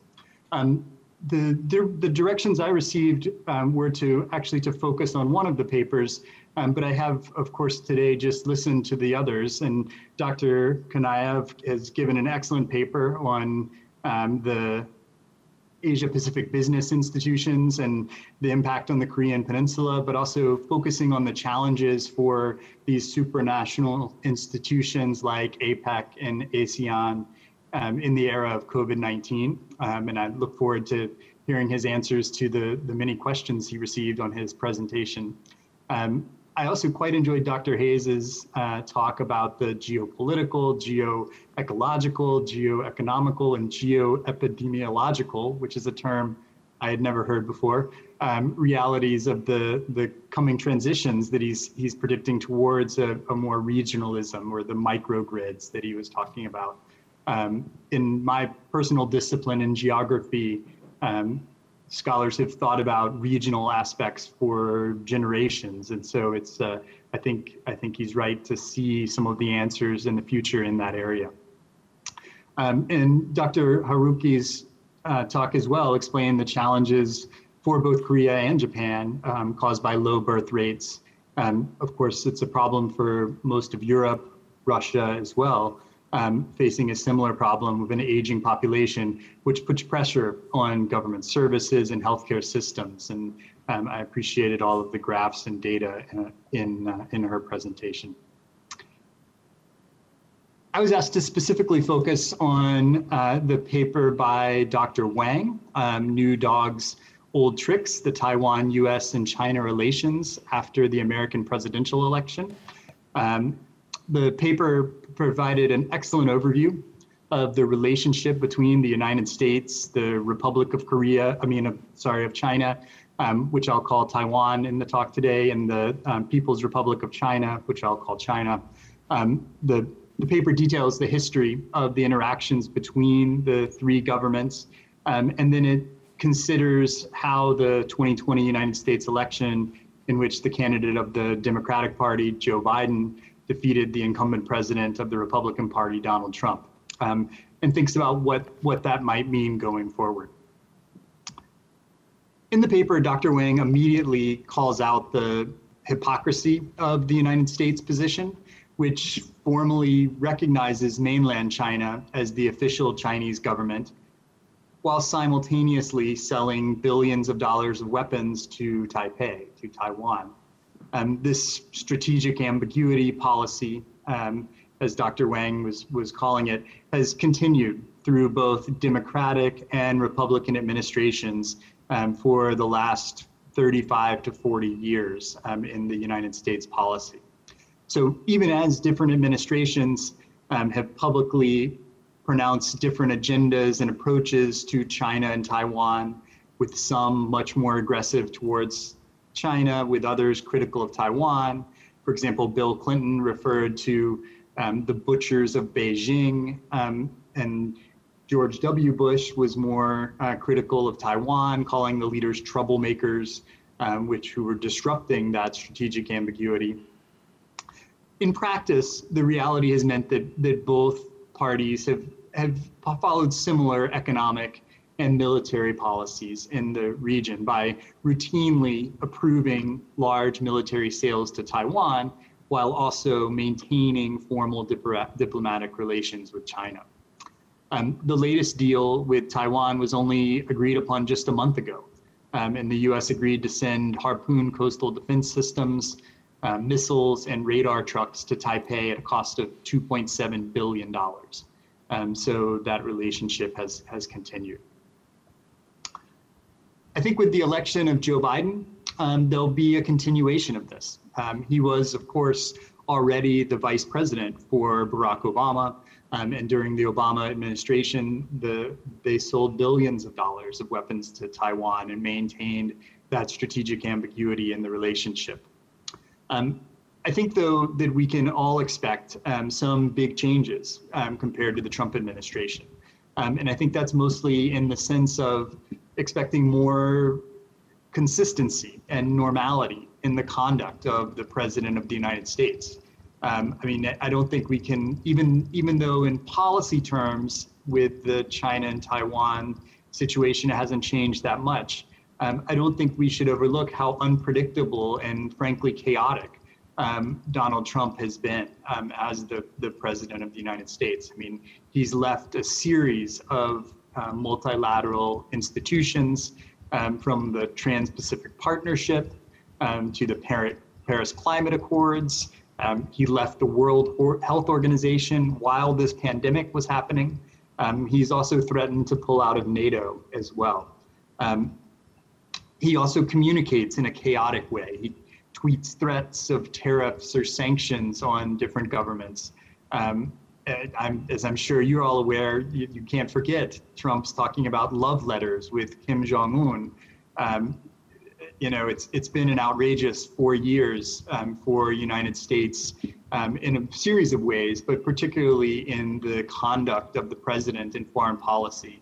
And I think that the Biden administration will be a return to a much more sober and reasonable diplomatic policy. Dr. Wang showed the pictures of some of the nominated incoming leaders of the foreign policy team for the Biden administration. And many of those figures were part of the Obama administration. And so I think it's a very reasonable expectation to think that the policies that they will pursue will look a lot like those 8 years when Obama was the president of the United States. The paper, and even more so in the presentation today, Dr. Wang gave us an interesting comparison of the different paths between the relations between North and South Korea and China and Taiwan. In some ways, the divergence has a lot to do with the changes that happened in China, brought about by Deng Xiaoping in 1979, starting to liberalize the economy. And that was happening at the same moment that Taiwan was facing serious diplomatic headwinds, as the United Nations General Assembly had voted in Resolution 2758 in 1971 to recognize mainland China as the official government of China. And then after that, of course, country after country around the world followed suit in the 1970s. Today, only 14 countries maintain full diplomatic relations with China. And these are, with Taiwan. And these are mostly smaller countries in the Americas, including Guatemala, Honduras, Nicaragua, Paraguay, St. Vincent and the Grenadines, St. Kitts and Nevis, Belize, Santa Lucia. There are also a few islands in the Pacific that have maintained relations with Taiwan, including Tuvalu, Nauru, Palau, and the Marshall Islands, as well as Swaziland in Africa still has relations with full diplomatic relations with Taiwan. In some ways, though, the Pacific Islands that have these have maintained diplomatic relations are significant in a way, because two of those, Palau and the Marshall Islands, are essentially client states of the United States. Along with the Federated States of Micronesia, all three of those have a compact of free association with the United States, which allows the US to maintain military bases in those countries and gives free movement to the citizens of those countries back to the United States to work and live permanently. As part of that exchange, the US often dictates the foreign policy of those three countries. So it's significant that two of them have maintained relations with Taiwan and demonstrate that strategic ambiguity that we've talked about. In the decades since, though, of course, despite the frozen diplomatic relations between the two countries, between China and Taiwan, they've developed extremely strong economic ties. As Dr. Wang pointed out, Taiwan remains among the top 5 in China's trade relations, and China is Taiwan's largest trading partner, accounting for 28% of its exports. Consequently, there's a significant financial stake for both countries to maintain the status quo. And as Dr. Wang predicts in his talk, Taiwan will not press further for the desire for independent recognition, won't push it too far in order to maintain those economic ties, while mainland China will not take a more bellicose military move towards Taiwan for likely the same reasons.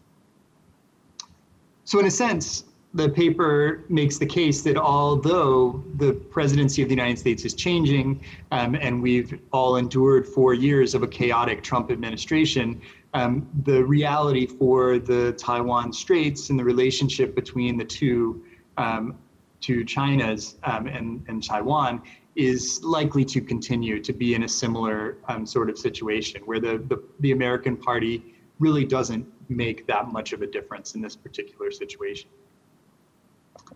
The status quo is important for the United States. It doesn't want a war in the Pacific, but it's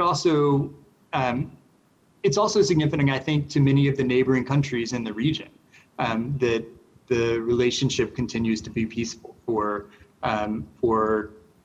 Korea, for South Korea, for Japan, and for other countries in the region. It's important to maintain those relations with both the United States and China. And so stability between those two is of paramount importance, I think, to the entire region. So the Republic of Korea and Japan are equally engaged in perpetuating the status quo. The questions that I had for Dr. Wang was just to ask him to talk a little bit more about any possible changes he imagines from the Biden administration. The written version of the paper had obviously been put together before it was clear exactly what the election results would be. And so I hope he can speak a little bit more about what he envisions happening with the Biden administration.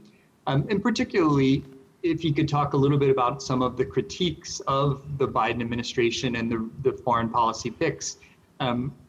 US Senator Tom Cotton called Biden's team panda huggers. That was his phrase, that will reinforce Biden's instinct to go soft on China.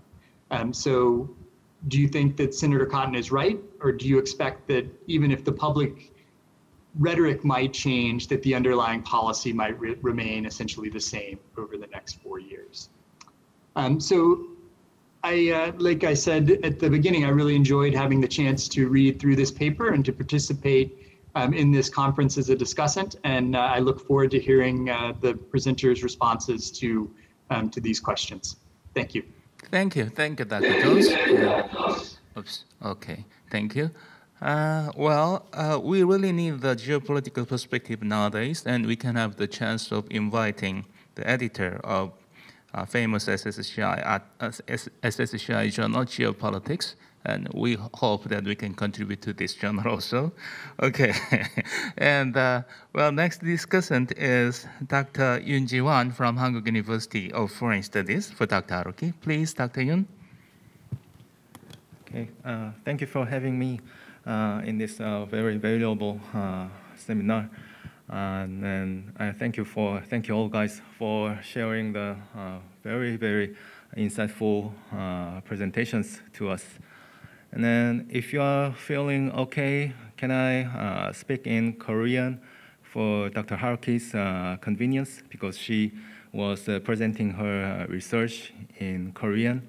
So I think I have kind of trust in interpreters. And then I think that they will be speaking more fluently than I speaking in English. So, are you agreeing? Are you agreeing with this? Okay, no problem. Go ahead. Yeah. Okay. 예, 감사합니다, 하루키 박사님. 저 혹시 한 가지 시작하기 전에 제가 질문 드리고 싶은 게 있는데, 하루키 박사님께서는 지금 하루키 박사님 지금 한국어로 듣고 계신가요? 예, 하루키 박사님께서 혹시 전공이 어떻게 되시나요? 제가 이제 왜 이 질문을 드렸냐면 제가 이제 그 전공이 지리학이다 보니까 지금 또 닥터 리스 존스 교수님께서도 지리학 전공이시지만 이렇게 그 하루키 박사님의 발표에 대해서 배정을 받은 거에 대해서 제 최고의 어떤 그 매칭이 아니었나라는 생각이 듭니다. 이거는 이제 그 지리학과적인 지리학적인 개념들을 바탕으로 우리가 이해했을 때 좀 더 의미 있는 그런 발표 내용이었다라고 생각이 되고요. 이 부분에 대해서 그 여러 가지로 생각을 해봤는데 일본이나 우리 한국이나 공통적으로 이제 지금 겪고 있는 어떤 저출산의 문제, 이것이 어떤 부분에서 문제가 되냐면 지속 가능한 개발이라는 측면에 대해서 굉장히 좀 앞으로 향후 많은 문제를 일으킬 수 있다라고 볼 수 있는 것이죠. 일단 경제가 계속적으로 유지가 되기 위해서는 끊임없는 어떤 생산 인구 그리고 소비 인구가 유지가 돼야 되는 측면이 있는데, 이 부분에 대해서 앞으로 계속 이런 상태로 저출산이 유지가 된다면 그것은 일본이나 우리나라나 특히나 이제 북한도 마찬가지로 언급하셨듯이 공통적으로 이제 저출산의 문제를 계속적으로 겪고 있는 이런 측면에서 봤을 때 한반도의 어떤 그 지속 가능한 발전에 대해서 심각한 문제를 일으킬 수 있다라고 이렇게 생각을 합니다. 뭐 이런 문제뿐만 아니라 특히나 이제 이 저출산과 동시에 일어나고 있는 수도권으로의 과도한 인구의 집중, 그리고 인구뿐만 아니라 경제적으로나 정치적으로나 지나치게 이 수도권으로 모든 역량이 집중되고 있는 현상은 뭐 일본은 얼마만큼 이 수도권에 대한 집중이 일어나고 있는지 잘 모르겠지만 일본도 어느 정도 마찬가지로 이 동경에 대한 모든 국가의 역량이 집중되고 있는 상황이라고 저도 이해를 하고 있습니다.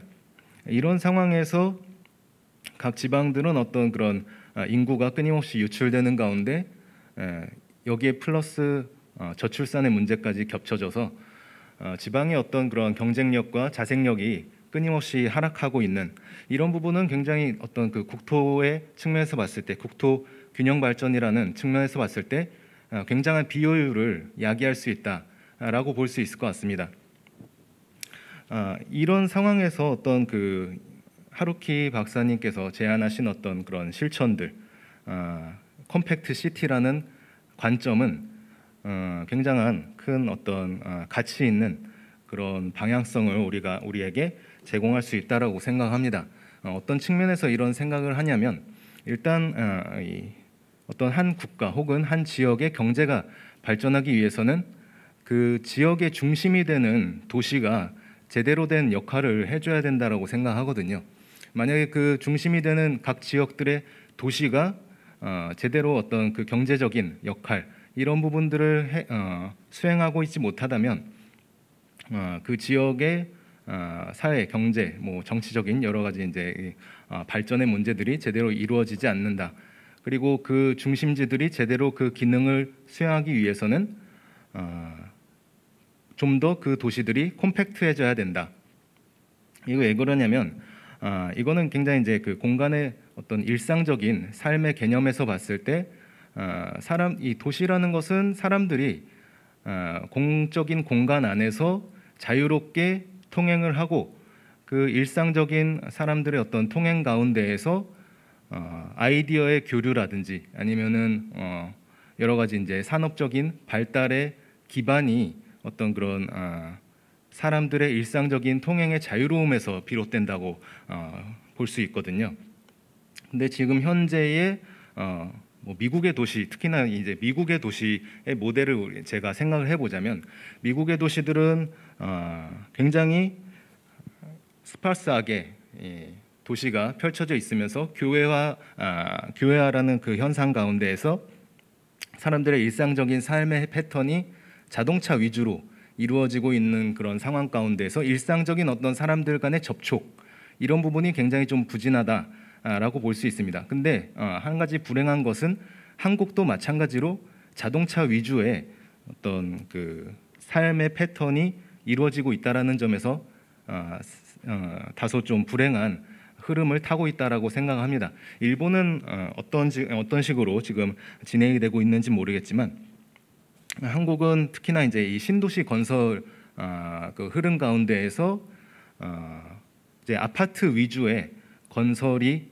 이루어지면서 도시의 공간이라는 것이 하나의 어떤 전통적인 도시에서 우리가 발견할 수 있는 일상적인 통행과 그 일상적인 그 생각의 자유로움의 통행 속에서 벌어질 수 있는 어떤 아이디어의 교류, 그런 산업적인 어떤 활기 이런 것들이 점차 부진해지고 있다라고 볼 수 있거든요.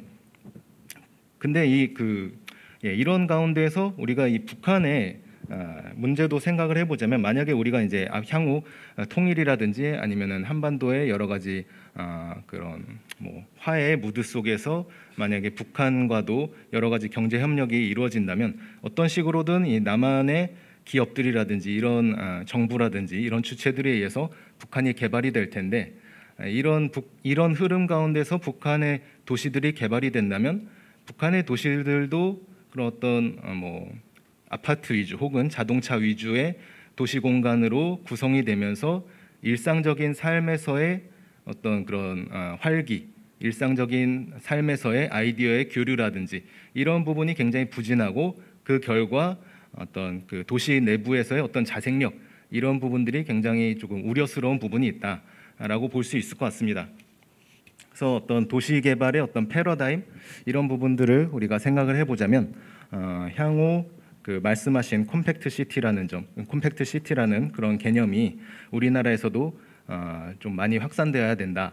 그리고 그 컴팩트 시티라는 것은 단순히 어떤 지역 거점의 개발에 대해서만 우리가 생각해 봐야 될 문제가 아니라 그런 어떤 나이 드신 분들 혹은 뭐 그 1인 가족들 이런 사람들이 어떤 도시 시설에 대해서 보다 자유롭게 접근할 수 있는 어떻게 보면은 이 도시 공간에 대한 어떤 도시 공간 내부에서의 사회적 서비스가 보다 많은 사람들에게 보편적으로 제공될 수 있도록 하는 이런 측면에서 보더라도 컴팩트 시티의 관점, 어떤 그런 아파트 혹은 자동차 위주의 그런 도시 패턴으로부터 좀 더 우리가 유연하게 생각을 하면서 어떤 전통적인 도시 공간의 어떤 일상적인 흐름의 자유로움 이런 것들을 추구해야만 우리가 향후 지역 균형 발전이라든지 혹은 북한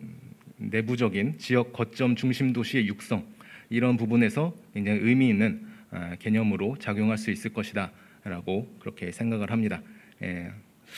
여러 가지 이제 두서없이 제가 말씀을 드렸는데 어떻게 잘 저의 뜻이 전달되었기를 바라면서 저의 토론을 마치도록 하겠습니다. 감사합니다.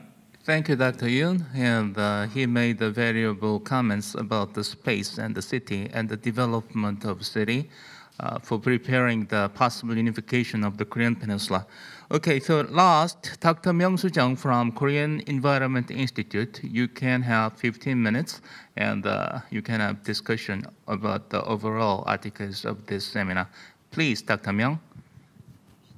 안녕하세요. 반갑습니다. 한국환경정책평가연구원의 명수정입니다. 오늘 다양한 배경과 주제를 가진 네 분의 훌륭하고 또 유익한 발표 잘 들었습니다.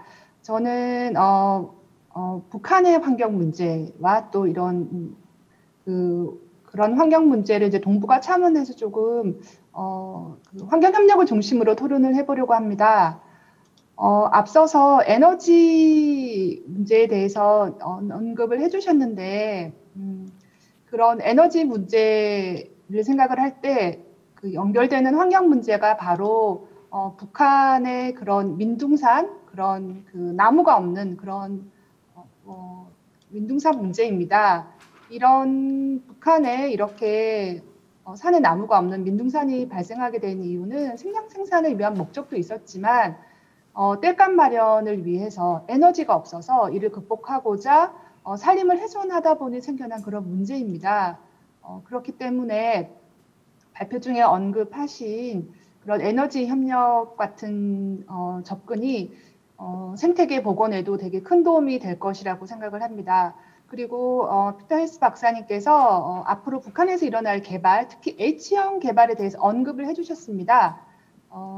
이제 뭐 그런 그 그리드 관련해가지고 이제 에너지 관련하는 그런 각종 이제 인프라가 앞으로 구축이 될 것이라고 전망이 되는데, 이런 에너지 인프라 외에도 그런 교통이라든지 통신망이 연결이 될 것으로 전망됩니다. 이제 북한이 개방이 되고 이렇게 이제 여건이 만들어지면, 그러면은 이런 교통망과 통신망이 이제 연결이 되면은 환경 분야 사람들의 이제 시각에서 이제 우려가 되는 것이 개발이 아주 급속하게 빠르게 일어나지 않을까. 그러면 개발이 일어나면은 환경에 부정적인 영향을 미치게 되지 않을까 하는 그런 걱정이 앞서게 됩니다. 특히 자연 생태계에 미치는 영향이 클 것이라고 생각을 하는데요.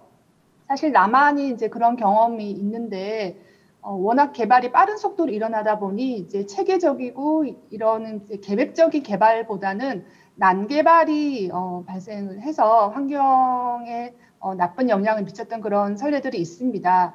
그래서 북한 같은 경우 이제 나중에 개발이 이제 개방돼서 개발이 될 때, 물론 북한도 그렇고 동북아 주변 국가들도 다 마찬가지겠지만 개발도 중요하고 잘 해야겠지만, 무엇보다도 지속가능한 발전을 성취하는 데 있어서는 개발과 또 환경의 보존에 대한 그런 조화를 추구하는 것이 중요하다는 점을 제가 좀 강조를 하고 싶습니다.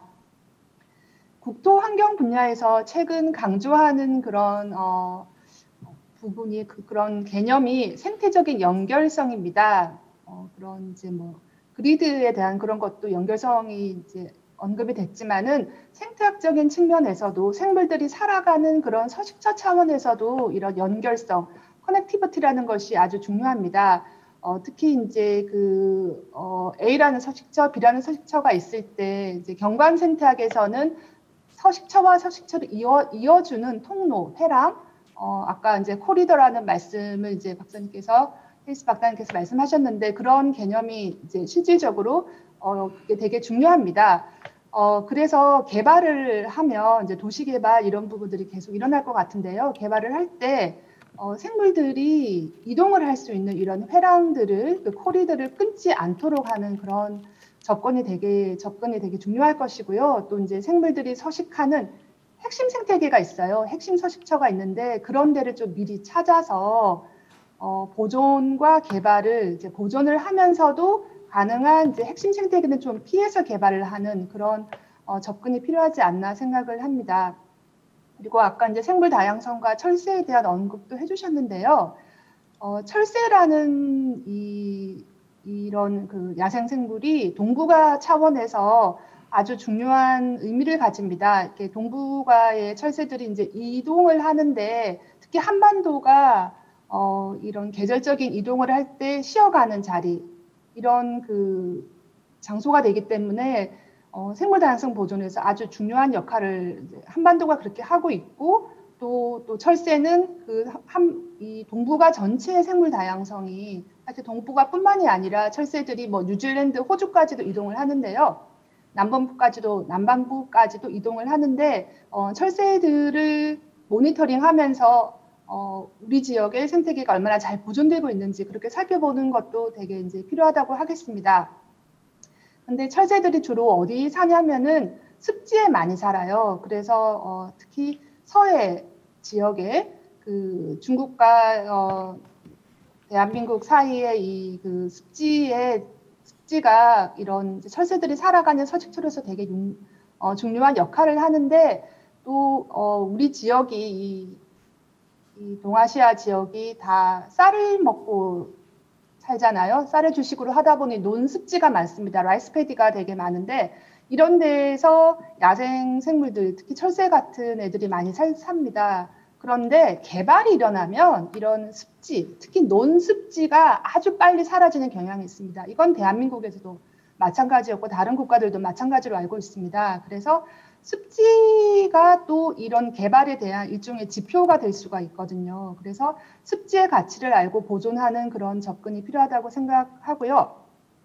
생물 다양성 측면에서 어디가 이런 그 생물 다양성이 많이 사는 핫스팟이 어딘지를 좀 사전에 찾아서 그런 데를 우리는 이제 핵심 생태축이라고 부르거든요. 그런 데를 보존하는 그런 것이 필요할 것이다. 그래서 이 동아시아 지역이 앞으로 개발이 이제 더욱더 가속화될 것이라고 생각을 하는데, 향후 개발에 대비해서 특히 북한에 대한 개발 협력에 대비해서 개발을 하되 보다 환경을 고려하는 친환경적인 방향으로 개발을 해야 될 것이다라는 점을 좀 강조를 하고 싶고요.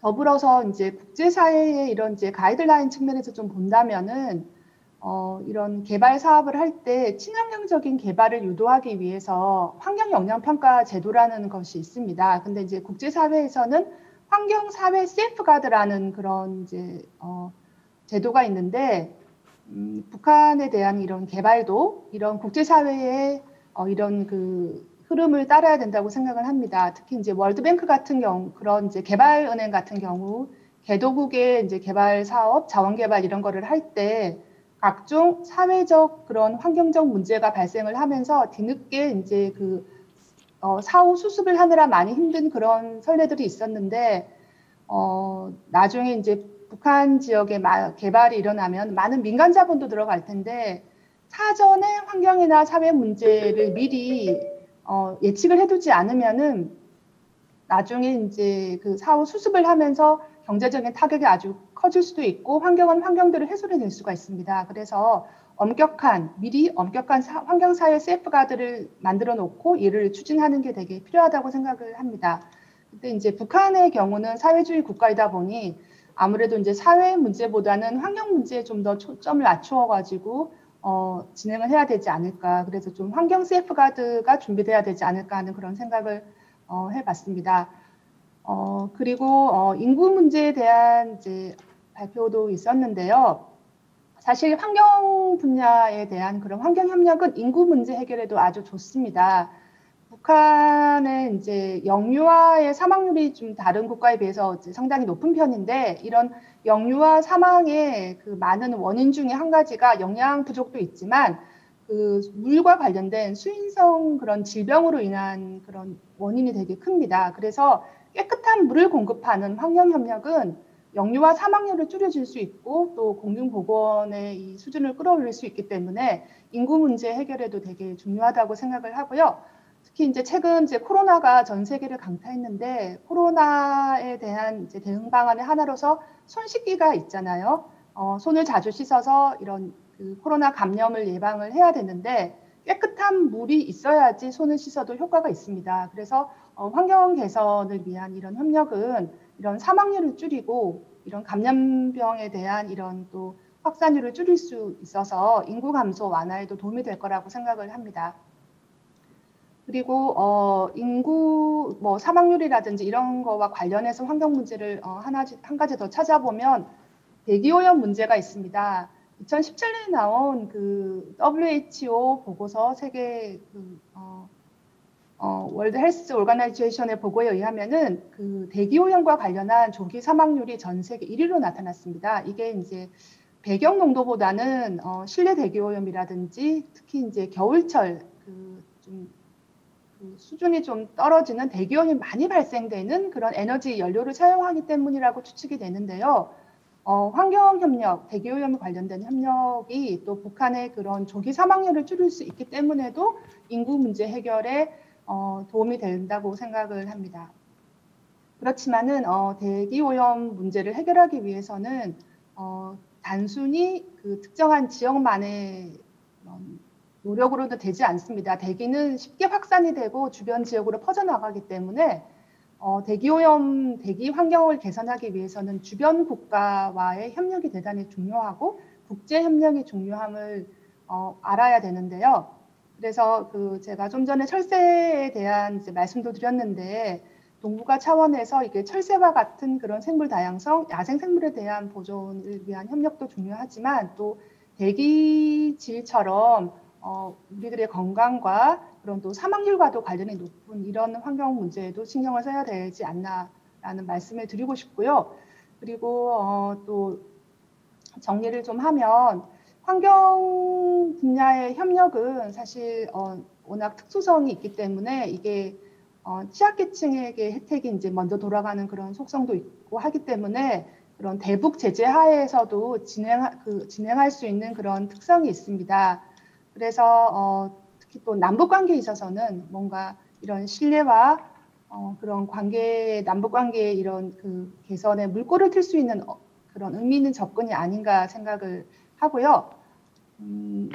마지막으로 이제 더 말씀을 드리면 맨 처음 얘기가 나왔던 그런 에너지 시스템이 좀 더 지속 가능한 에너지 시스템이 되어야 될 것이며 또 생물 다양성을 보존할 수 있도록 그런 이제 핵심 생태축, 생태적인 회랑을 보존하는 것이 중요하고 또 이런 것들을 위해서 주변 국가들 간의 협력이 중요하다고 생각을 합니다. 근데 협력을 하는 방법이 여러 가지가 있을 텐데 뭐 개발을 위한 투자도 사실 뭐 국가 간의 협력이 한 가지가 될 텐데 또 먼저 좀 개발이 이루어진 국가에서는 우리는 개발을 하면서 어떤 환경 문제를 직면을 했었고 그런 환경 문제를 해결하기 위해서 우리는 어떤 방식으로 접근을 했다라고 하는 경험의 공유도 대단히 중요하다고 생각을 하거든요. 그래서 뭐 오늘 이제 많은 국가가 상당히 많은 국가들이 이제 주변국이 오늘 발표와 토론을 이어나갔는데 이런 서로 경험도 공유하고 또 해법도 나눠보는 그런 자리들이 굉장히 중요하지 않은가. 또 특히 지금 이제 지속 가능한 발전을 추구하는 그런 시대에 살고 있는데 지속 가능한 발전의 중요성과 그리고 국가들 간의 협력이 정말 중요하다라는 그런 것들에 대한 좀 인식 공유를 위한 그런 노력이 필요하다고 생각을 합니다. 네, 이상입니다. Okay, thank you, Dr. Myung. It's not easy to keep abreast with all the different opinions about the sustainable development of Korean Peninsula, even a epistemic community. Okay, thank you. Thank you for the discussions and thank you for the presenters. And I will give you 3 minutes to each of you for briefly answering the questions and comments that already made from Dr. Kanaev. Dr. Kanaev, please, for 3 minutes. Thank you very much.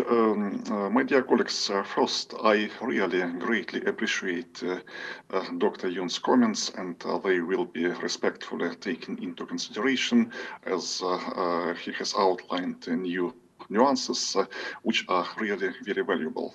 Second, as far as his questions are concerned, from the Russian-Chinese perspective, let me tell you this. Russia has come to understand that to side too closely with China may be disadvantageous. Imagine the following situation. You all know that Russia and China agreed upon synergizing the Eurasian Economic Union and the Economic Belt Silk Road. Okay, India is known for its very critical attitude to the Chinese megastrategy, the Belt and Road Initiative. And in case China says, okay, we are synergizing your project and our project, can you please express your political support for the Belt and Road Initiative? And Russia will have to do it, owing to many factors, just to make China pleased, first of all, just not to possibly offend China.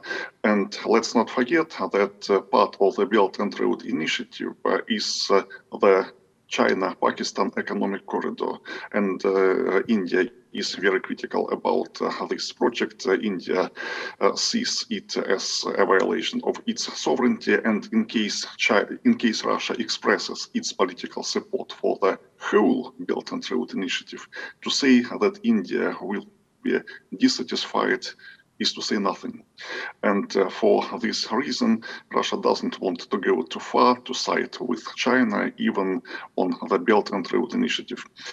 And concerning Russia's stance on the Asia-Pacific multilateral cooperation, well, Russia is trying to embed, to integrate its Asia-Pacific policy in the project, the Greater Eurasian Partnership. But the problem is the Greater Eurasian Partnership has numerous shortcomings from the substantial, institutional, and normative perspective.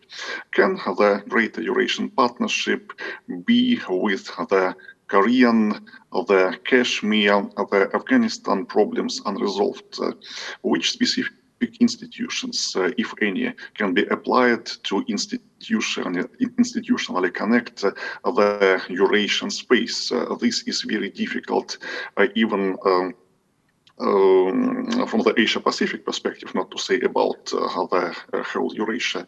And finally, upon whose values, Chinese, if any, will this project be implemented? And until and unless these problems are not properly resolved, the Greater Eurasian Partnership is problematic at best, and to integrate the Asia-Pacific direction in the Eurasian direction of Russia's foreign policy, as Russia is planning to do it today, will be very difficult.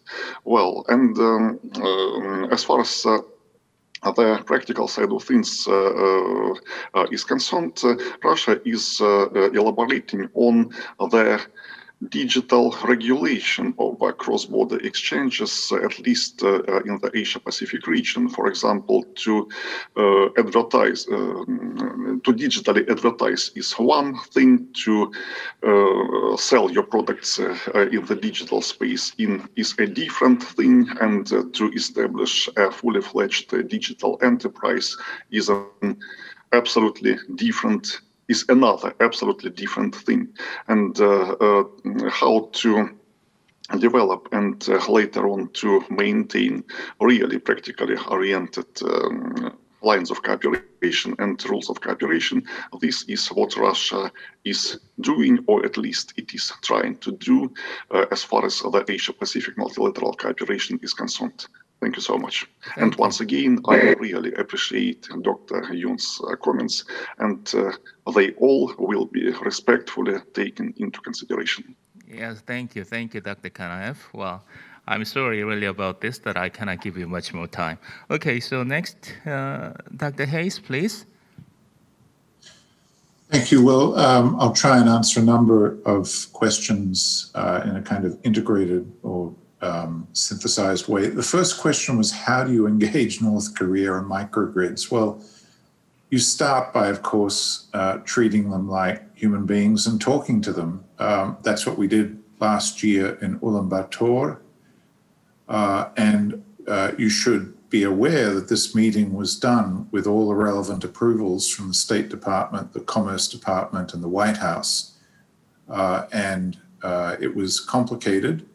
But it was done at that level because, first of all, the sanctions, both unilateral and UN Security Council sanctions applied, which limited what we were able to train the North Koreans in and what we were able to give them. For example, we were not, as we have in the past, able to supply them with any specific software related to microgrid analysis and stability.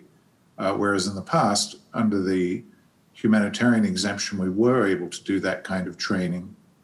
And the software that we provided, called Long-Range Energy Alternative Planning Software, was then taken to North Korea. It was translated, and I understand it's fairly widely used in North Korea today for energy planning purposes. So already the North Koreans have a fairly complete set of technical materials from that meeting to understand how microgrids will work in a regional context. And you'll see most of the papers, there are about 20 of them, are already published on our website from that meeting. We've still got a Chinese paper coming forward, as I mentioned, and the North Korean paper is also forthcoming.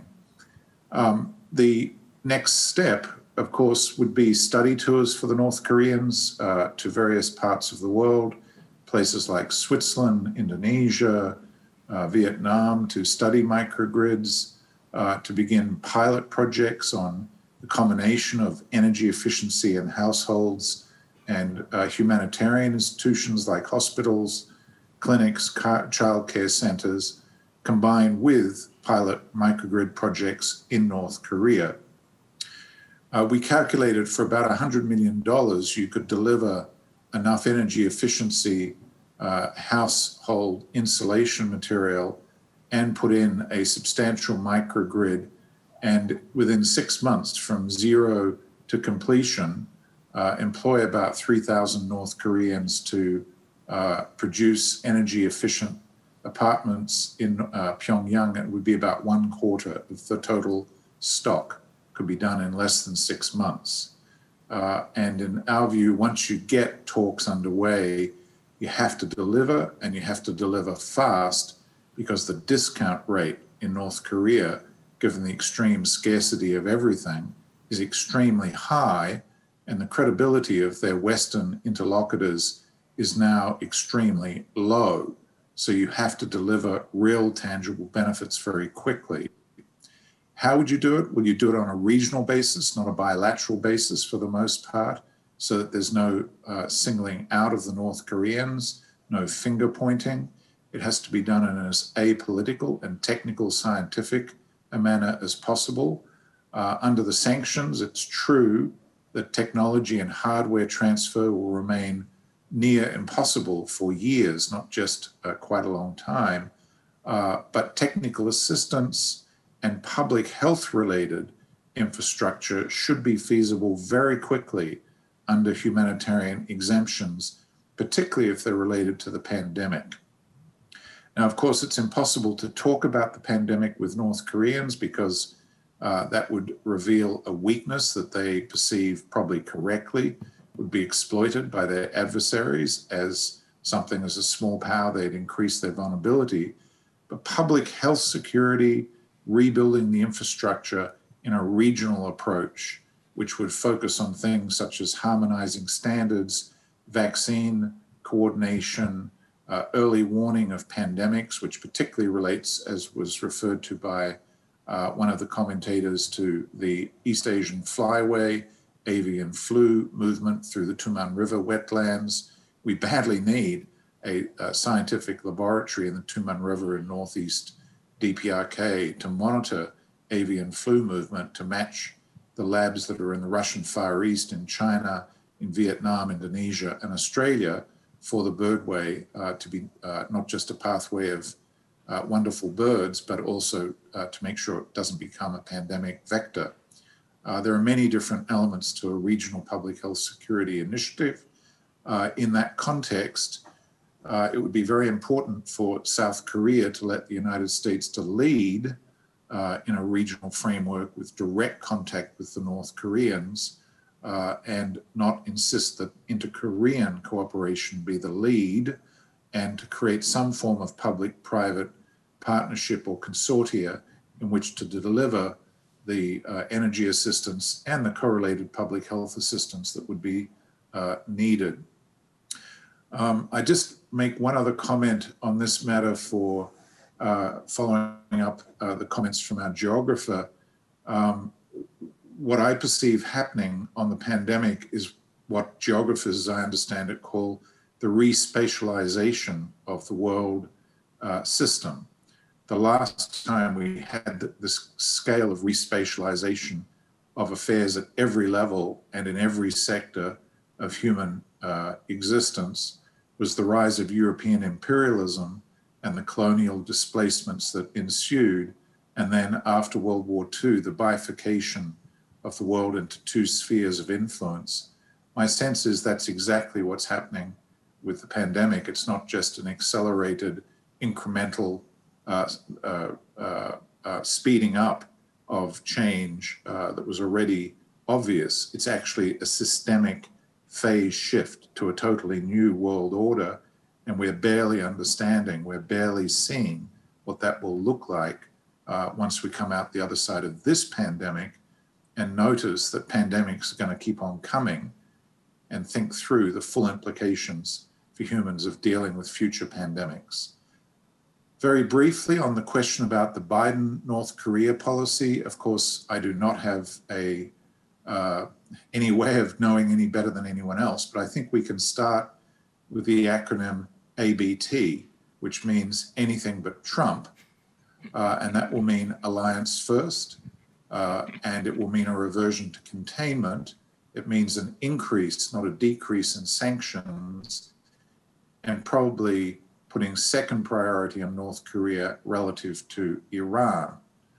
But the Biden security team understand full well that coercive diplomacy has two blades. Obviously, it has the coercive blade of sanctions and military pressure, but like any scissors requires two blades to cut, it must have a cooperative engagement blade for any coercion to actually be successful and translated into change behavior by the North Koreans. I expect that the lead foreign policy of this administration will in fact be COVID multilateralism. That is the only way they can restore American leadership. It's also that happens to be the only way they can restore the United States. And this means that only with a US-China concert, where you combine the strongest strengths in a complementary fashion of the United States and China, can you possibly hope to deliver the vaccine to all the people who have to get it over the next 2 to 3 years in order to limit and then manage the viral reservoirs that are blocking us from opening the economy locally and on a global basis? And so if that is what happens, not just a weak reinvestment in the WHO, which cannot carry this water, it has to be a global concert of the great powers to achieve a successful pandemic response, then it becomes possible to think of a regional public health security framework in which you could engage the North Koreans directly and indirectly. And in that sense, I think we actually have some hope that the national security team, particularly Blinken and Sullivan, are not just people who have drunk the Obama period Kool-Aid, but have their eyes wide open and will be willing to entertain new approaches, because that's what it will take for the United States to actually secure its own future, not just that of its allies and its enemies. I'll stop there. Okay, thank you, Dr. Hayes. And I really agree with you about the sympathy for the humankind, and we need the cooperation of United States and China to cope with the pandemic problems.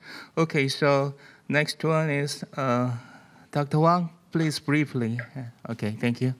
Yes, thanks, Dr. Jones, for this very comprehensive and very good summary and feedback. So a quick answer to your question, is Joe Biden a panda hugger? Yes, I guess to some degree we all panda hugger, because, well, when panda is lovely, when China is so lovely as a panda, everyone wants to hug it, right? But the issue we are facing right now is this panda is changing its external image, right? We see the wolf diplomacy, we see the sharp power, we see a lot of United Front work everywhere. So from Australia, from New Zealand, from many countries, we now very concerned about this new China image, right? The new China influence. So I guess even Biden is a panda hugger, but when more and more people are more concerned about the China influence, concerned about China's new foreign policy, then I guess the new American government has to respond to those concerns. And personally, I was thinking the North Korea issue will be very, very good test site for this new policy, because, well, look at the past, right? During Obama administration and also Trump administration, the common sense is Washington and Seoul need Beijing, right? Need Beijing's influence to engage with North Korea. But look at the past 10 years, very little progress has been made. And also we find out that Beijing's influence actually is much, much smaller than we thought, right? So in the future, I think no matter how children see China, this kind of we see China is less useful and less progressive and less collaborative patterns is emerging. And when this happens, I think with Joe Biden or whoever control the American foreign policy has to deal with this new environment and sort of keep dealing with the threat from North Korea, the potential financial crisis, and the Syrian refugee situation, and the pandemic, and many other issues. Right? Do we still need a cooperation from China? Well, of course, quick answer is yes, but can we rely on China for pushing all those agendas? And I think the new administration has to think those questions in a different fashion, unfortunately. So, well, that's my long question to your short, long answer to your short question. Thank you. Okay. Thank you, Dr. Wang. 하루키 선생님 그리고 마지막으로 간단하게 답변해 주시면 좋겠습니다. 지금 시간이 얼마 안 남아서요. 예. 네, 감사합니다. 먼저 저는 전공이 사회학입니다. 질문을 받았는데요. 동경에 그 인구가 집중돼 있죠. 근데 동경에 사는 사람들이 주변에 많이 빠져나갔습니다. 여러 가지 패턴이 있는데요. 그러니까 빠져나가고, 그러니까 주변에 사는 사람들이 많아졌다는 게 10년 좀 됐어요.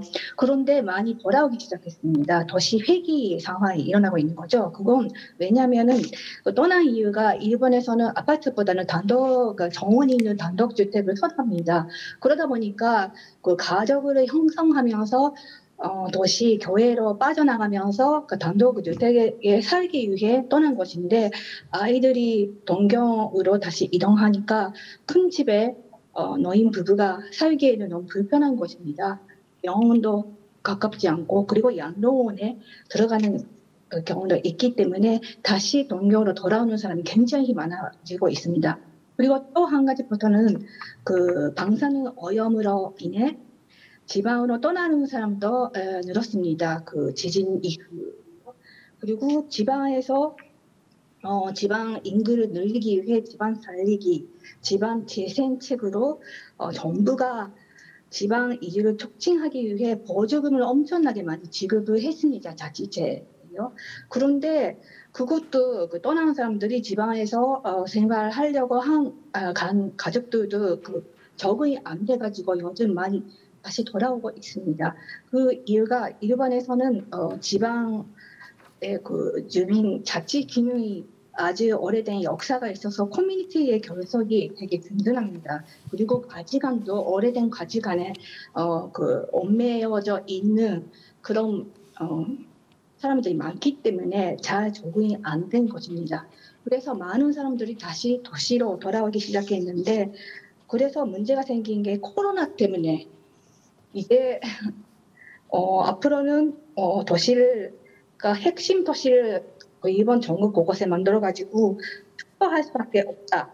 압축할 수밖에 없다. 그렇게 모여 사는 게 답이다는 그런 방향으로 나가려고 했는데 코로나 때문에 대도시에 살기가 쉽다. 동경을 떠나고 싶다. 그래서 사회적인 거리두기를 해야 되는데 동경에 인구가 너무 많다 보니까 그게 안 되는 거예요. 그래서 지금 어떤 현상이 일어나고 있느냐면은 일본에서는 1월 달부터 2월까지 대입이 있습니다. 근데 지방에 사는 애들은 그 도시로 동경이나 오사카로 부모님들이 못 보내게, 대학을 같이 대도시에 있는 대학에 못 보내겠다고 시험을 못 보게 하는 것입니다. 그래서 동경에 있는 대학들은 아마 그 수험생이 많이 줄어들 겁니다. 그래서 내년에 국민들이 다 반대하는 동경 올림픽 개최되는 걸로 지금으로서는 그렇게 계획돼 있는데 사람들 다 싫어하죠. 정말 올림픽이 개최되면 떠나고 싶은 마음이 저도 있습니다. 그래서 코로나 때문에 앞으로 컴팩트 시티는 어떻게 돼가는지 잘 모르겠습니다. 네, 원래는 콤플렉스 시티라는 정책이 그 환경 문제에 대응하기 위한 대응책으로 세워졌습니다. 2012년에 법까지 제정되면서 환경 문제 해결책으로 내세운 것이었습니다. 그런데 지금 상황에서는 여러 지방에서 컴팩트 시티를 형성하기 시작했는데 잘 된 데도 있고 성공한 도시도 있고 잘 안 되는 도시도 있습니다. 그래서 왜 안 되는지 따지는 게 아마 유익한 시사점을 보여줄 수 있는 것이 될 거라고 생각합니다. 근데 뭐여 살 수밖에 없다는 게 고독사 문제가 아주 심각하기 때문입니다. 근데 고독사라고 하면 흔히들이 거론자들이, 그러니까 노인들이 혼자 죽어가는 걸로 상상하는데 아닙니다. 50대 남자의 고독사가 엄청나게 지금 늘고 있습니다. 그래서 아시다시피 일본은 지진이 많고 태풍도 많고 수해도 일어납니다. 그래서 그제그옹을 하기 위해서는 컴팩트하게 사람을 모여 살지 않으면 그제하지 못한다는 현실적인 문제도 있습니다.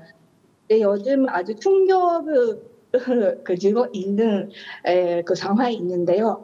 각 지방에서는 다리를 부수기 시작했습니다. 다리를 버스 비용이 들기 때문에 필요 없는 다리를 파괴하는 것입니다. 철거하는 거죠. 뿐만 아니라 수도관을 다시 설치 못하게 하거나 아니면 버스 공사를 하지 않거나 아니면 전기 전선을 잘라내거나 그런 식으로 그 도시를 축소하기 시작하고 있습니다. 근데 일본의 지금 현재 상황은 한국의 극미래라고 말할 수 있을 것 같습니다. 감사합니다. 예, 감사합니다. Okay, thank you, Dr. Haruki. And well, dear all the participants, well, it was a valuable time for us to share our different opinions about the sustainable development of the Korean Peninsula.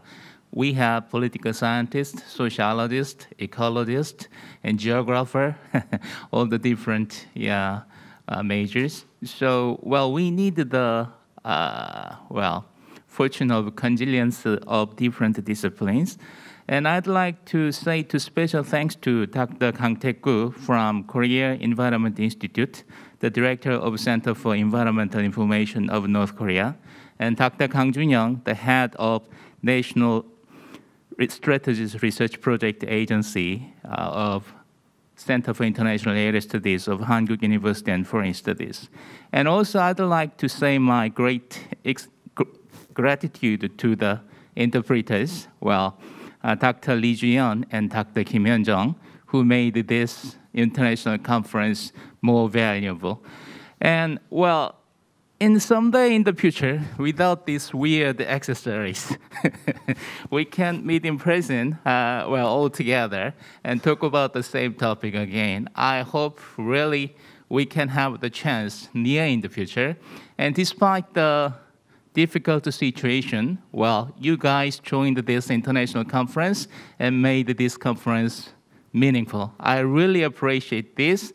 And just to keep connected, please, because, we'd like to have a photo time all together while you are on your screen. Okay, thank you, please. 앞으로 와서 잠깐. 여기 있으시죠? 앞으로 잠깐.